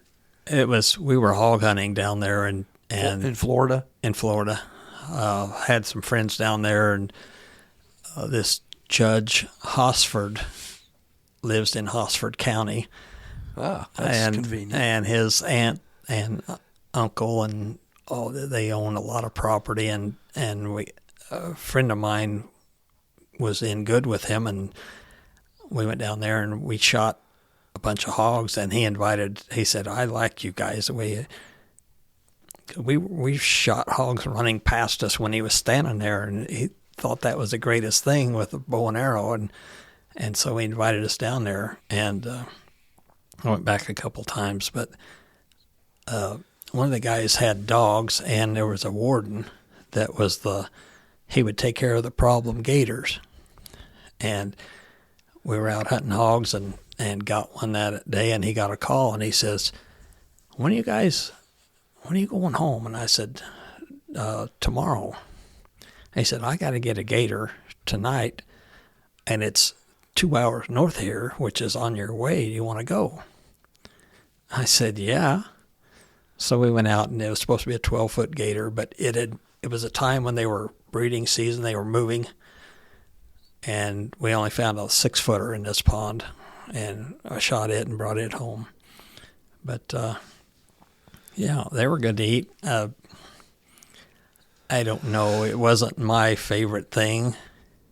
Yeah. He called them, and it was kind of neat. Right. He'd be in a boat, and he'd call it, and you'd get over there, and he wanted me to shoot it with a crossbow, and I fixed up my bow to shoot it and put the arrow clear through it. And I was pulling it up, and he says, be careful, that'll pull out. And I said, I don't think so. And I went ahead and pulled it out, and he said, you shot clear through it. And I said, yeah. Yeah. Now, did you ever, when you were in Africa, did you ever get to go down the Limpopo River or anything like that, or is it mainly just staying on? We mostly out in the bush. When I was in the Congo, that Congolese River, whatever that one is, that's like probably not quite a mile wide, but we're waiting on the ferry. It would remind you of the Mississippi. Okay, it's a big river then. Yeah. And the ferry boat guy decided that day it wasn't going to work. So there was a guy that had a Makoro, which is a hollowed out tree with a little motor on the back, and it's maybe 30 feet long, maybe longer. And we took our suitcases and our bow cases and everything we had, and there was a lot of people there, groceries, all kinds of stuff. We got in this thing, and we got about this 2-3 inches of freeboard we're down that deep, and we go across this big body of water. Well, that'd have to be spooky.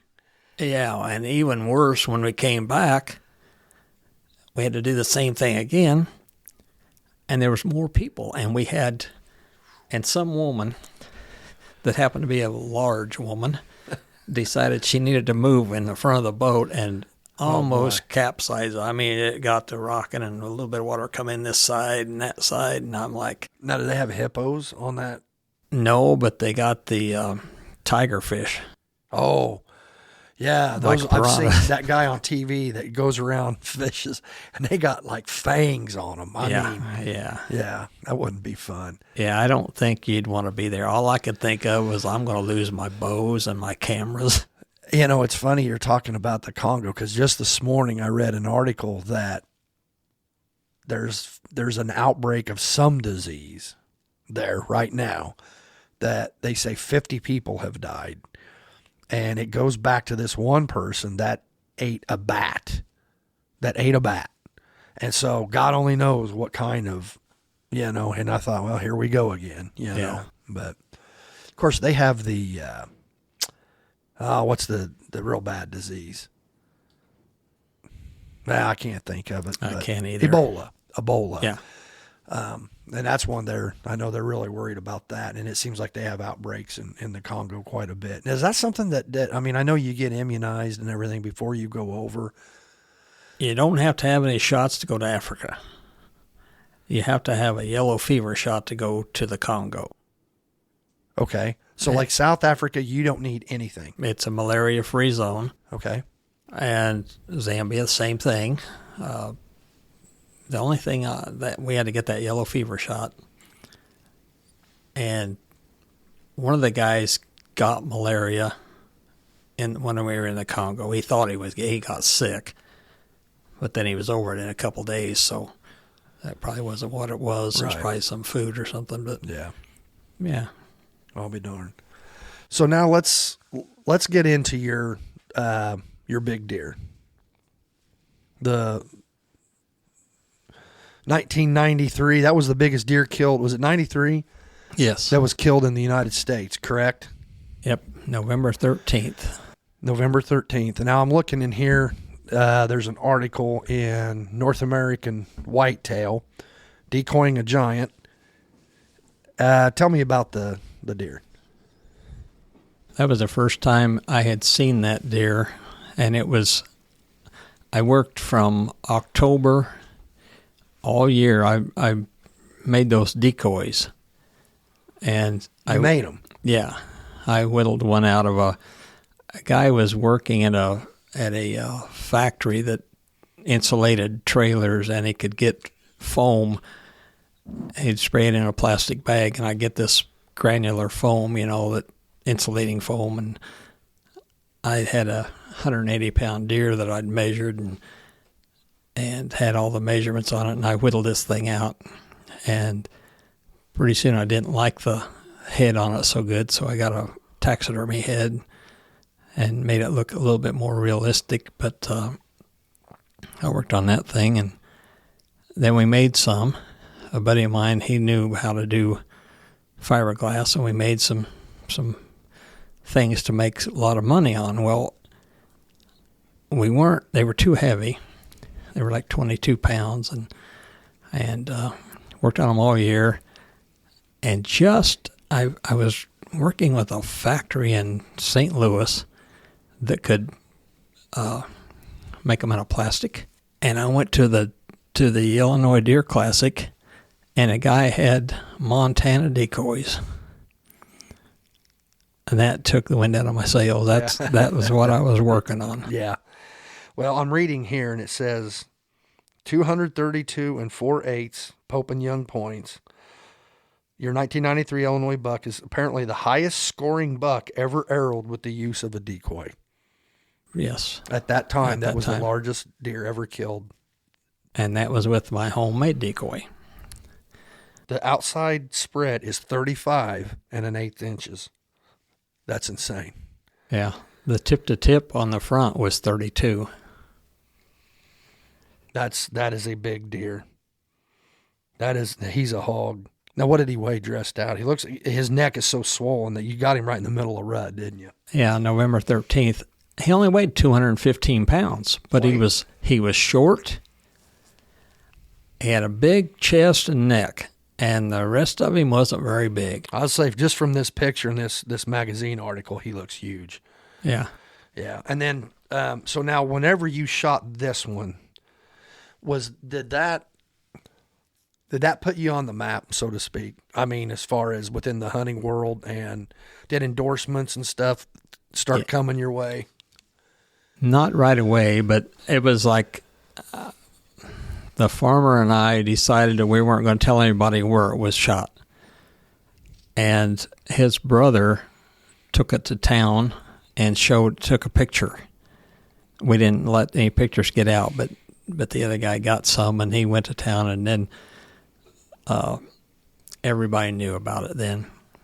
But I remember at the time, I had 2 taxidermists want to mount it for free, and I was getting all my stuff done in Mattoon with Jim Helm, and I said I'd rather pay Jim to do it because he'd done all of my other stuff. So I was driving. I live in Awanaco, so I was driving across country through Findlay, and Gene Wooters had that sports shop. Oh, yeah. And I remember it well. I had the deer, the neck, I had it skinned out for a shoulder mount. I had that in the back of the truck, and I stopped in to talk to Gene. I said, I got a deer out here. And he came out, and he said, this is a world record. And I said, no, it's not. He said, yes, it is. You got to get it measured. And I said, okay, sometime. Well, then it got mounted, and there was a little town south, between Pocahontas and St. Louis, and then south. They had a little deer classic going Highland? Is Highland down that way? Yeah, this is farther south and west. Okay. And I had talked to one of this Dale Ream was a score measurer in northern Missouri. And I told him I got a big deer. He had measured some of my other deer at deer classics and stuff. And he said, well, will it score 230? And I said, I don't know. Maybe. And I scored it. And I said, yeah, it might go. It's probably over 220. And he says, well, bring it down to this show. And Jim had it mounted, and it wasn't quite dry, but he brought it. We went down there, and I had that other guy's name. I'm terrible with names, but they scored it. It was when I walked in with it, it was like the whole place followed me. Oh, I can imagine. It was like a high school gymnasium or something. And, sure. And 5 hours they spent scoring that and came up with that score. And I had no idea at that time. It was number 2 in Illinois and number 11 in the world. That's all time. All-time archery. That had to make you feel pretty good. Yeah. And I mean, that's something. And then, then it was like calls from people. We're having a classic. We're having this. We're having a deer show. Could you come and do this? And me and that deer traveled to a lot of different places. And one time I remember being up, I think, Bloomington, Illinois at a deer function, and the Wenzel brothers were there. Yeah. And Barry and Gene, is that right? Yeah. Yeah. And I was talking to one of them, and the other one was, at the time, I had a leather jacket with all the fringe and all that stuff on it. Yeah. And I think I was talking to Barry, and Gene was behind me tying that fringe in knots. And now, did you know these guys, or were they just being ornery? I just had met them. And it's like all the guys in the hunting industry, all the archers, when the big time guys, the older guys, were all so nice, and it's just like meeting somebody that you knew all your life. Right. Yeah. I can remember my wife and I when we were, we hadn't been married very long, and we went to Springfield, Missouri for our anniversary, maybe second year, third year, something like that. And it just so happened that they were having one of these shows the same weekend that we were down there. And it was just like one of those, just a stroke of luck. And we're walking in, and there's the who's who in the industry at the time.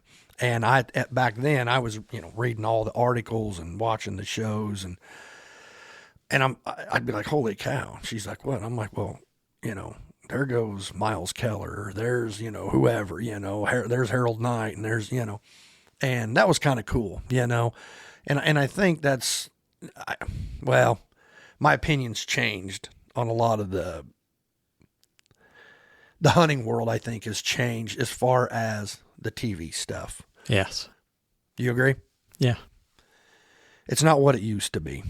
No, everybody's bought and sold.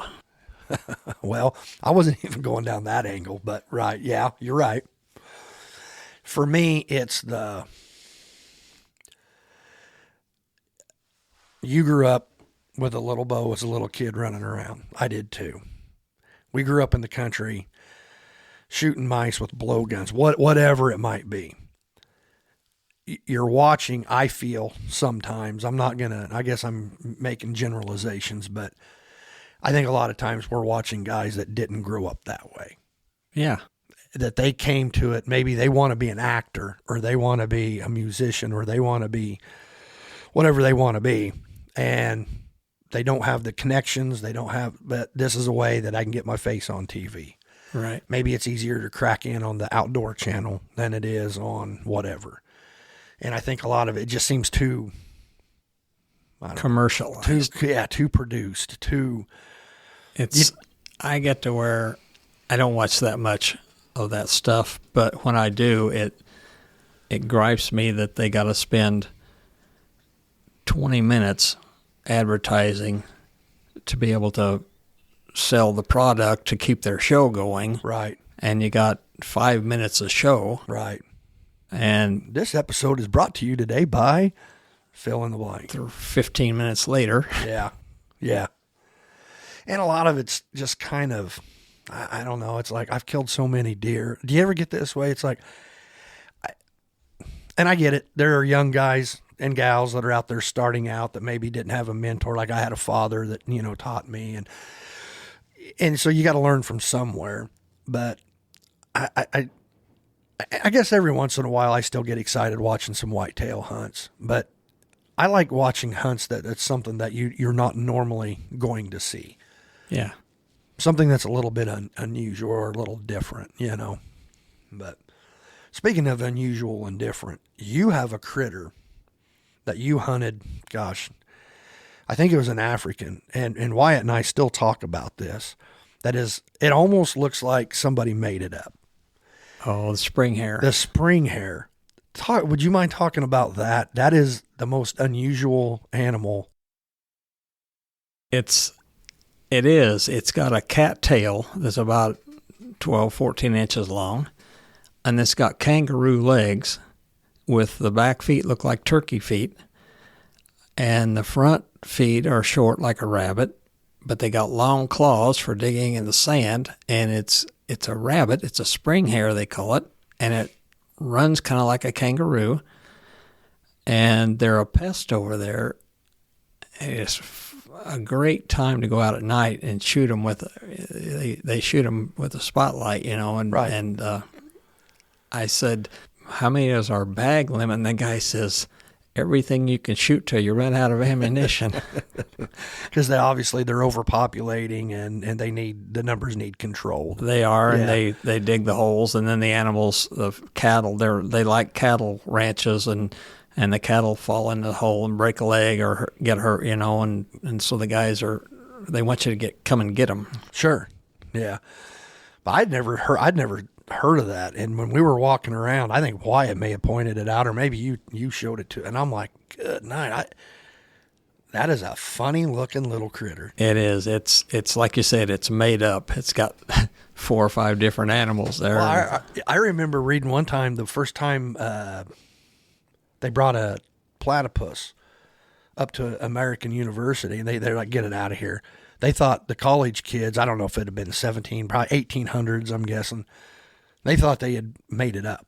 Yeah. They thought they'd taken a beaver and then like glued a bill on it, and they thought they had just, made the whole thing up, and this is definitely one of those kind of critters. All right. We're almost 2 hours into this. So, before I let you go, what's next? What's next? Is there, you've checked off all the big boxes. I'd like to get an Alaskan moose. The Alaska Yukon. Yeah. And probably, I don't know, I'll be going to Africa in June. So there's supposed to be a red gemsbuck over there with my name on it. Hopefully we can find that. And a few other little animals over there. I need 3 of the tiny 10 to finish that. A big brown bear would be good. Stuff is so expensive to go after anymore. It's not like it used to be, is it? It's not anything like it used to be. And I got a buddy that sells a lot of hunts, and wants me to go to Alaska this September and just go along and help with 2 other hunters, and then when they're done, we can hunt. So I've not been to Alaska. I think that would be a great thing. I was just getting ready to ask you, have you hunted Alaska? No. You have not. Well, yeah, that's, to me, when you think of the great, and tell me what your take is. Obviously, you're more knowledgeable on it than I am, having been there. When I think of the 2 great places on earth to hunt, I call them the 2 A's, Africa and Alaska, just jump to my mind. Yeah, definitely. And they're obviously completely different. But that's what, And you could have the 3As because you could put Argentina in there. Yeah. Argentina's got a lot of good stags, and they've got puma and fallow deer and black buck, and there's a lot of hogs. And Well, and I've seen their dove hunting. Their wing shooting is. yeah, You're smiling. There's a story I'm sensing. this guy, while I was down there, I was actually checking it out to sell hunts for those guys, and I shot that stag, and we had three or 4 days left, and so we went to the dove spot, and the record on that ranch on La Pampa was 3,000 doves in one day by one guy. And the next day, I said, could he move the next day? And they said, yeah, he went out and got 1,500 the next day. I don't even know how to respond to that. He's got 3 shotguns and a wagon load of shells. You buy the shells there, and you got 2 bird boys that you shoot your 5 shells and hand that off, shoot those 5 shells, hand it to the other one, and you just keep getting a new shotgun, and you just stand there and shoot. And the doves, it's just like clouds going over. And can you imagine shooting 4,500 shots in one day? No, I can't. With a 12 gauge, I'm guessing they're probably using a 12 gauge. Yeah, and even light loads. They are light loads, I'm sure they're low brass and they're not heavy loads, but I don't care. I mean, shooting a BB gun that many times is going to just shouldering it. Yeah. You're just going to get tired from raising it to your shoulder that many times, But to me, dove hunting, a good dove field where you've got a group of guys, and when they're pouring in like that, that is fun. But here we have a limit of 15. Yeah. And which is considerably less than 4,500. But I think. I don't know, I'd have to ask my kids, but I would say, well, I know my oldest 2, dove was probably their favorite because we breast them out.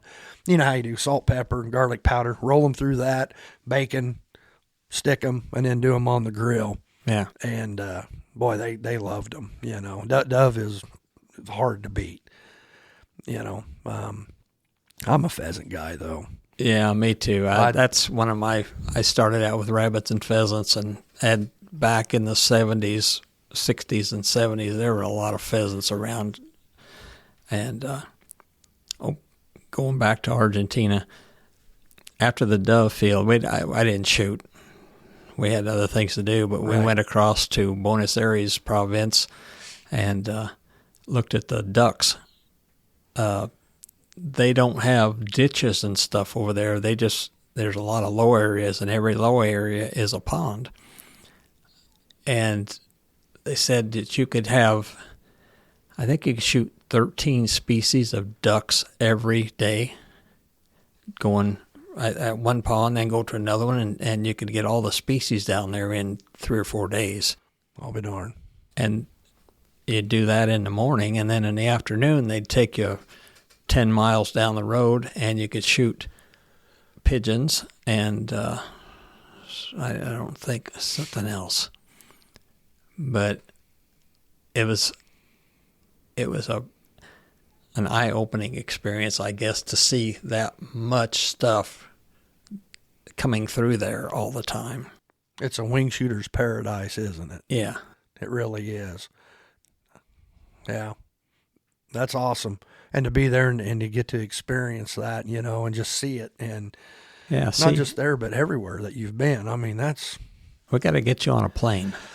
Well, I'd have to do something to knock myself out, and then wake up over there. But I read about all the political stuff because now they're wanting to take the farms from all the white farmers that had settled that. And in a lot of these areas I've read too,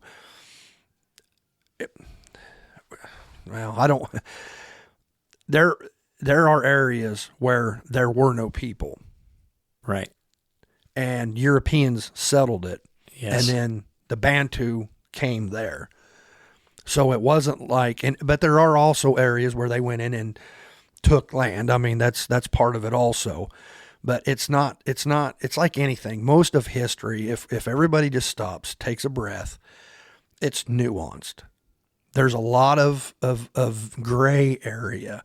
But a lot of these farms, there was nobody living there when the Dutch, and then of course the British, they fought over it. They had the Boer Wars and all of that.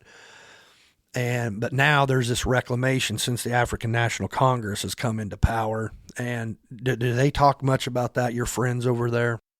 Yes, and it's been worse in years past. There have been some farm murders. And those people, they'll be working on the farm, the workers, and they'll get into town and there'll be some radical people in there that want to, why don't you take over this place? And they'll go in and they'll kill the farmers and take everything that they can, carry off and sell. And then they don't even live in the house then. They still go back to their bush, their cabins, whatever it is, and they don't get anything out of it. They have 2 or 3 days of living high and getting drunk and everything, and then it's all gone for nothing. It's shameful. It really is. I've seen pictures back in the 60s of South Africa, of Johannesburg and Cape Town, and people forget this. At one time, it was a nuclear power. South Africa was a nuclear power. They were a nuclear nation. And then whenever all their troubles started, and gosh, boy, you see pictures of it now, and it doesn't look, of course, you can say the same thing, I guess, about the United States. A lot of industrialized nations are kind of, we're not what we once were, Yeah, well, we're working on that now. Yeah. That's going to come around. But yeah, getting back to your question, the guys, they're concerned about it, but everything has calmed down since Trump shut off the aid. Right.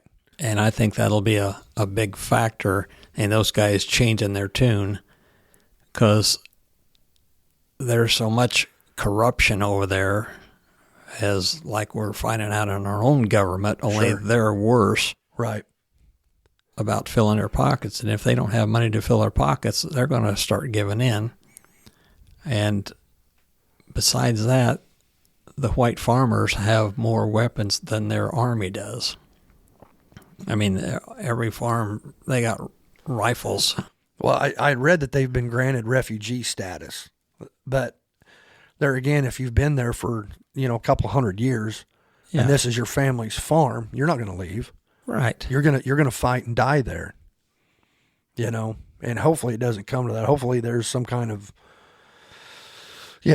something that they can do to rectify, and make everybody happy. Although I doubt if that's, Yeah, the blacks in power don't seem to have anything in mind but filling their pockets. The problem was it was the communists. When the communists saw an opportunity to come in and exploit those people, which is what they're doing. Yeah. And it's unfortunate. And then you look at, what we have happening, the same thing happened in Rhodesia, or Zimbabwe.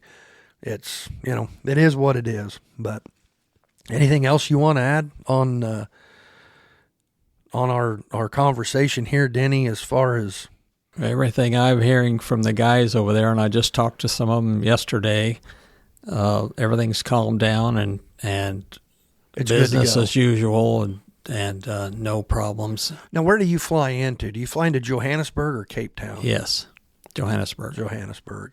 And then do you take another flight or do you drive? No, I go to the Northwest Province. That's a 3-hour drive. Okay. Limpopo is about 4 hours. And if you're going down to the Northern Cape or Eastern Cape, then you'll take a 45-minute flight on a little plane to get down there.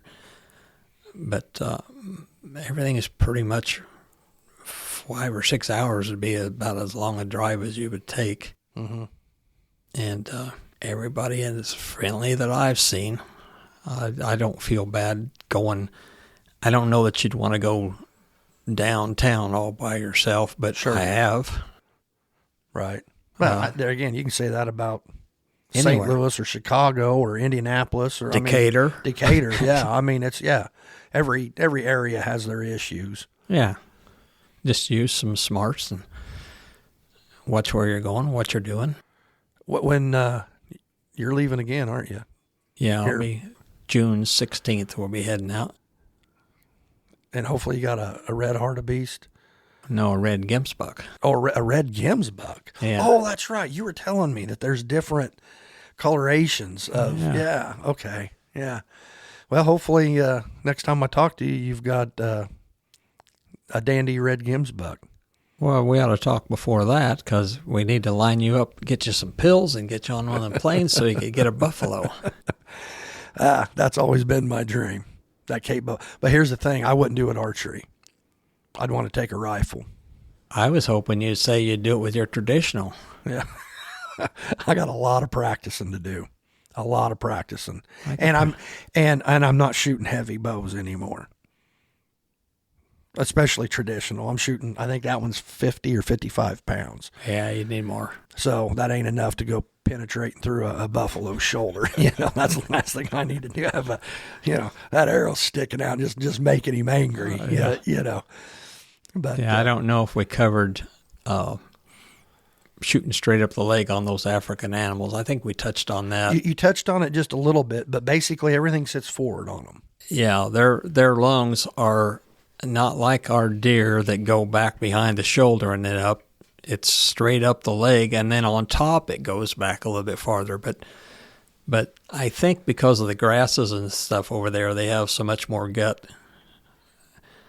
I got a story I always tell about the guy that shot the gemsbuck. He was from Canada. I called him Canada Dave, and he came in and he didn't get this gemsbuck. And I said, "Where'd you shoot it?" And he said, "Right in the pocket." Right, just perfect. I said, "No, that didn't get him." He said, "Yeah, we couldn't find it." Next night, same thing. I drew him a picture. I said, "You have to shoot straight up the leg.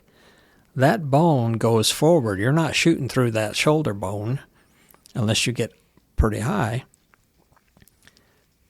A lot different than North American game. 3 nights in a row, this guy, same thing. And I was like, "You got to do this.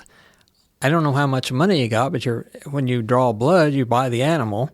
So why don't you just try it one time?" And the next night he comes in, 4th night, and he says, "I watched that thing drop. I can't believe it. I shot right through that shoulder." I said, "I understand. I've been telling you that for 3 nights in a row." Finally listened, and amazing. Yeah, that's awesome. Well, your place, again, is it's without a doubt the greatest private collection of mounts that I've ever seen. It's Thank you. I worked a lot on that. Oh, yeah. I spent a lot of years and a lot of hours of hunting. God only knows how many hours. Yeah, because, you think just how many hours goes into one deer hunt. Sometimes you get lucky, and you may go out in that night and get what, but you might be hunting weeks, especially if it's a target buck, if it's one you've been watching. So, but man, that is very impressive, Denny. It really is. And thank you for coming in and taking the time to do this. I really do. I mean, you're one of the most decorated hunters that's out there, certainly with archery equipment. I mean, there's not many people that. Yeah, it's dedication and work. I have a strong work ethic, and I apply that to my hunting. Practice. And first time I was going to Africa, a guy told me, this outdoor writer, Joe Byers, told me 80 yards is a comfort zone on most of those African animals. So I'm thinking, okay, I'm going to be able to shoot 100 yards.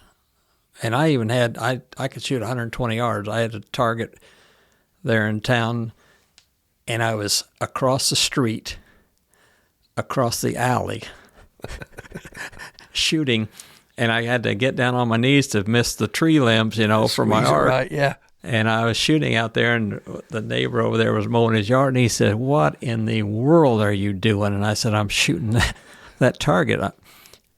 He says, I can't even see. What are you shooting at? I said, that dot in the middle of that 4-foot square target over there. So I shot 2 arrows and went over there, and I was just an inch low, and I'm talking, I only missed it by 2 inches, the center of it. And he says, I couldn't hit that with a rifle at that distance. And I said, I want to be ready. So when I get there, then I'm in a blind and I'm 20 yards from from the animals. All that practicing, and I'm 20 yards, but I was ready. Yeah. Well, and that's a big part of it. And I think, that goes lost on a lot of people that don't realize the time just in the practicing, let alone the hunting. Yeah. And I work on my own equipment. I set up my own bows. I learned that before a bear hunt. No, caribou hunt. I was going on a caribou hunt, and I had a guy in Taylorville work on my bow, and he messed it up. And I spent a week every night after work, 3 or 4 hours out there trying to figure out how to fix that thing. And I actually wore out my serving. Oh, wow. Shooting that many times, trying to figure out. And I put my own serving on there, learned how to do that, and got it in time and in tune. And that, along the way, mistakes that other people make that I thought was terrible made me learn more. Sure. So it was a good thing, I guess. And I don't know. I've had a time when I was in the bow shop working on arrows. I was spinning each one and making sure that the broadhead was perfect, and everything. And a guy says, "What are you doing?" I said, "I'm making sure my arrows are tuned before I ever put them in the bow." And he says, "Well, you spent an hour over here on 12 arrows." And I said, "Yeah." So I got up and I shot one arrow and hit dead center at 20 yards on a target. And I shot another one and Robin Hooded it. And I said, well, crap. And the guy comes over there and he says, "What happened?" I said, "I just ruined 2 arrows." And we walked down there and he says, "I've never seen anything like that in my life." I said, "It's called a Robin Hood, but I'm not supposed to shoot. I'm supposed to shoot at different targets, right? Yeah. So that I don't do that." Well, he said, "So your arrows are perfect." I said, "Those 2 were." Let me ask you this. Well, number one, what's your broadhead of choice? I'm guessing. I think maybe you told me. Is it Muzzy? Yeah, it's Muzzy. Whenever do you align your blades? Do you have a way with your inserts on the end? Because one thing I liked when I was shooting a compound, the thing I liked about the expandables is I didn't have to take the time. Now, I wasn't heating up the inserts that screw in, your broadhead screws in. And I've heard you can turn those. I've heard different things, or your nocks, you can align to where you want those blades in a certain way to your fletching. That's the one thing to me that took too much time. And when you're married, you got a full-time job, you got kids. So when the expandables came out, it's easier. It was just easier. And at the time I was shooting over 70 pounds. So, and a white-tailed deer, I was shooting Lincoln logs. I was shooting those XX 75s, and they were like, gosh, I forget what size they were. They were huge though. And to me, it was just, I've got plenty of kinetic energy. Right. That if I do have to go through his shoulder, it's going to. And I always had good luck with them, although I had Ron Slifer and Gary Easley on here, and they're the blood trackers. They do the hounds, and they don't think as highly of the expandables as they do. They're big Muzzy guys as well. Yeah. But back to my question. Is that what you pay attention to? Is aligning those blades in relation to the fletching?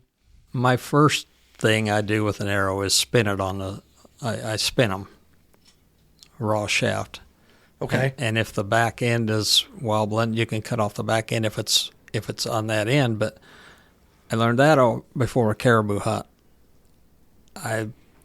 2 arrows would I'd shoot an arrow and it'd be good, shoot another arrow and it'd be bad, and play with the bow, trying to get the tuning, and finally, after a week of that, I went in and spun them, and I was looking at the broadhead.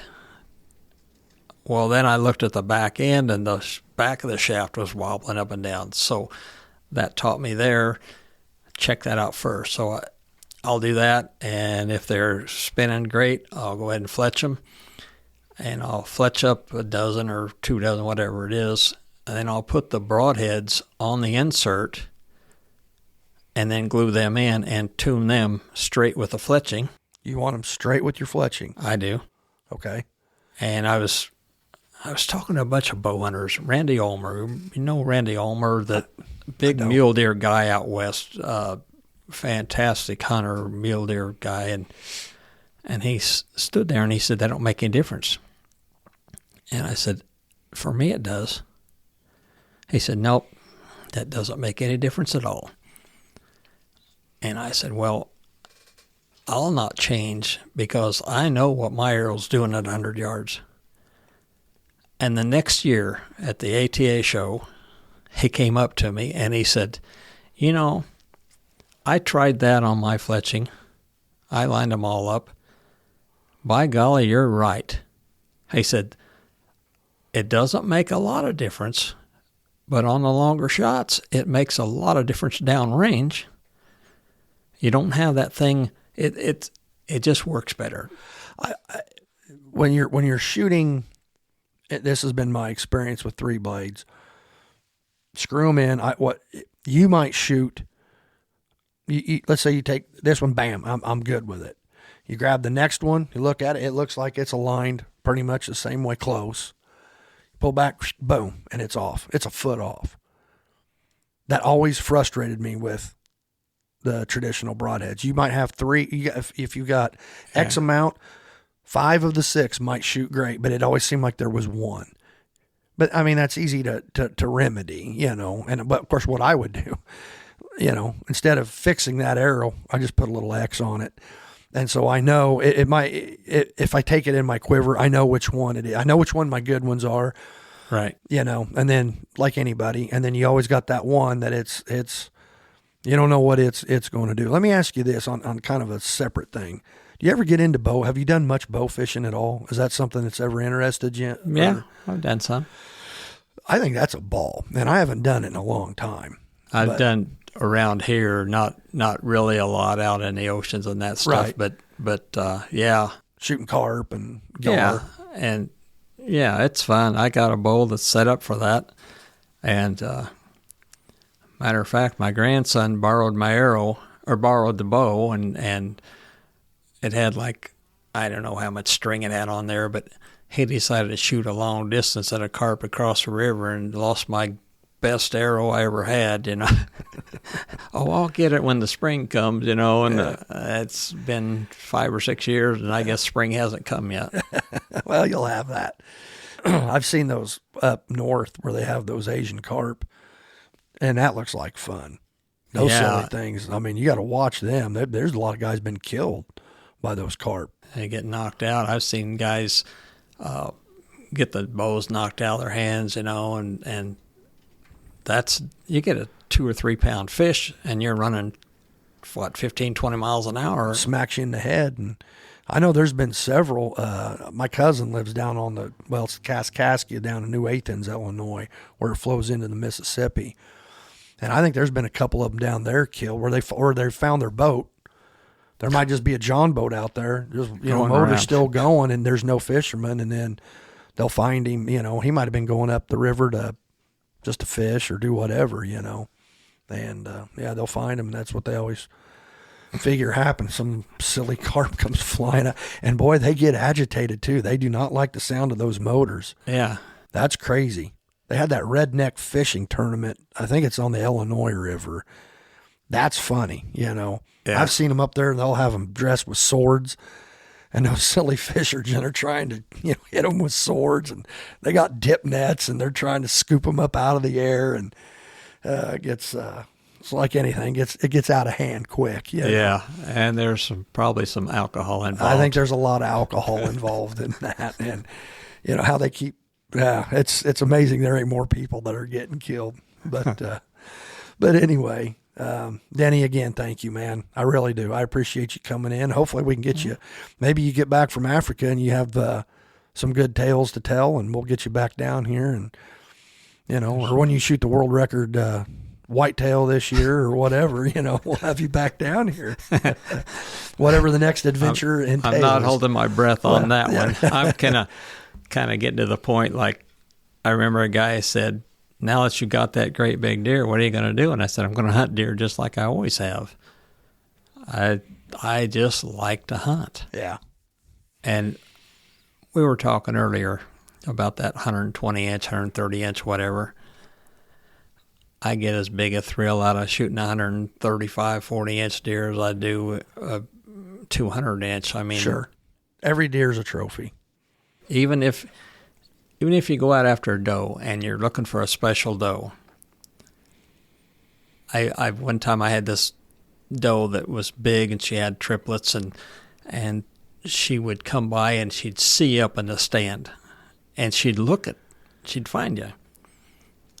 Well, I climbed down out of the stand when I seen her coming, and I was sitting by a fence that had some rose bushes and stuff in it, and when she jumped over the fence, I shot her. And she weighed 180 pounds dressed. No, that's a hog. That was on the back of my truck on the elevator scale there in Awanaco, and I shot one other one, same size, but those 180-pound doe. Think about that. That's a big doe. And that made me just as nervous as shooting any buck. Sure. Because I wanted her so bad, I guess. Yeah, you've been watching her, and yeah, that's awesome. But I appreciate you asking me to come down here, and glad you liked my little museum. That it's incredible. It's incredible. I just can't say enough about it. It could be a museum. I mean, it is. It really is. It's just private, you know. But all right. Well, thank you. And next time you come down here, those walls will be gone, and hopefully this is it'll be a little bit nicer setup. So, and when we get to start doing videos, you can bring the stuff up, and we'll do some videos from home. Okay, we'll do that then. Absolutely. All right. Well, thank you, Denny. Thank you. All righty.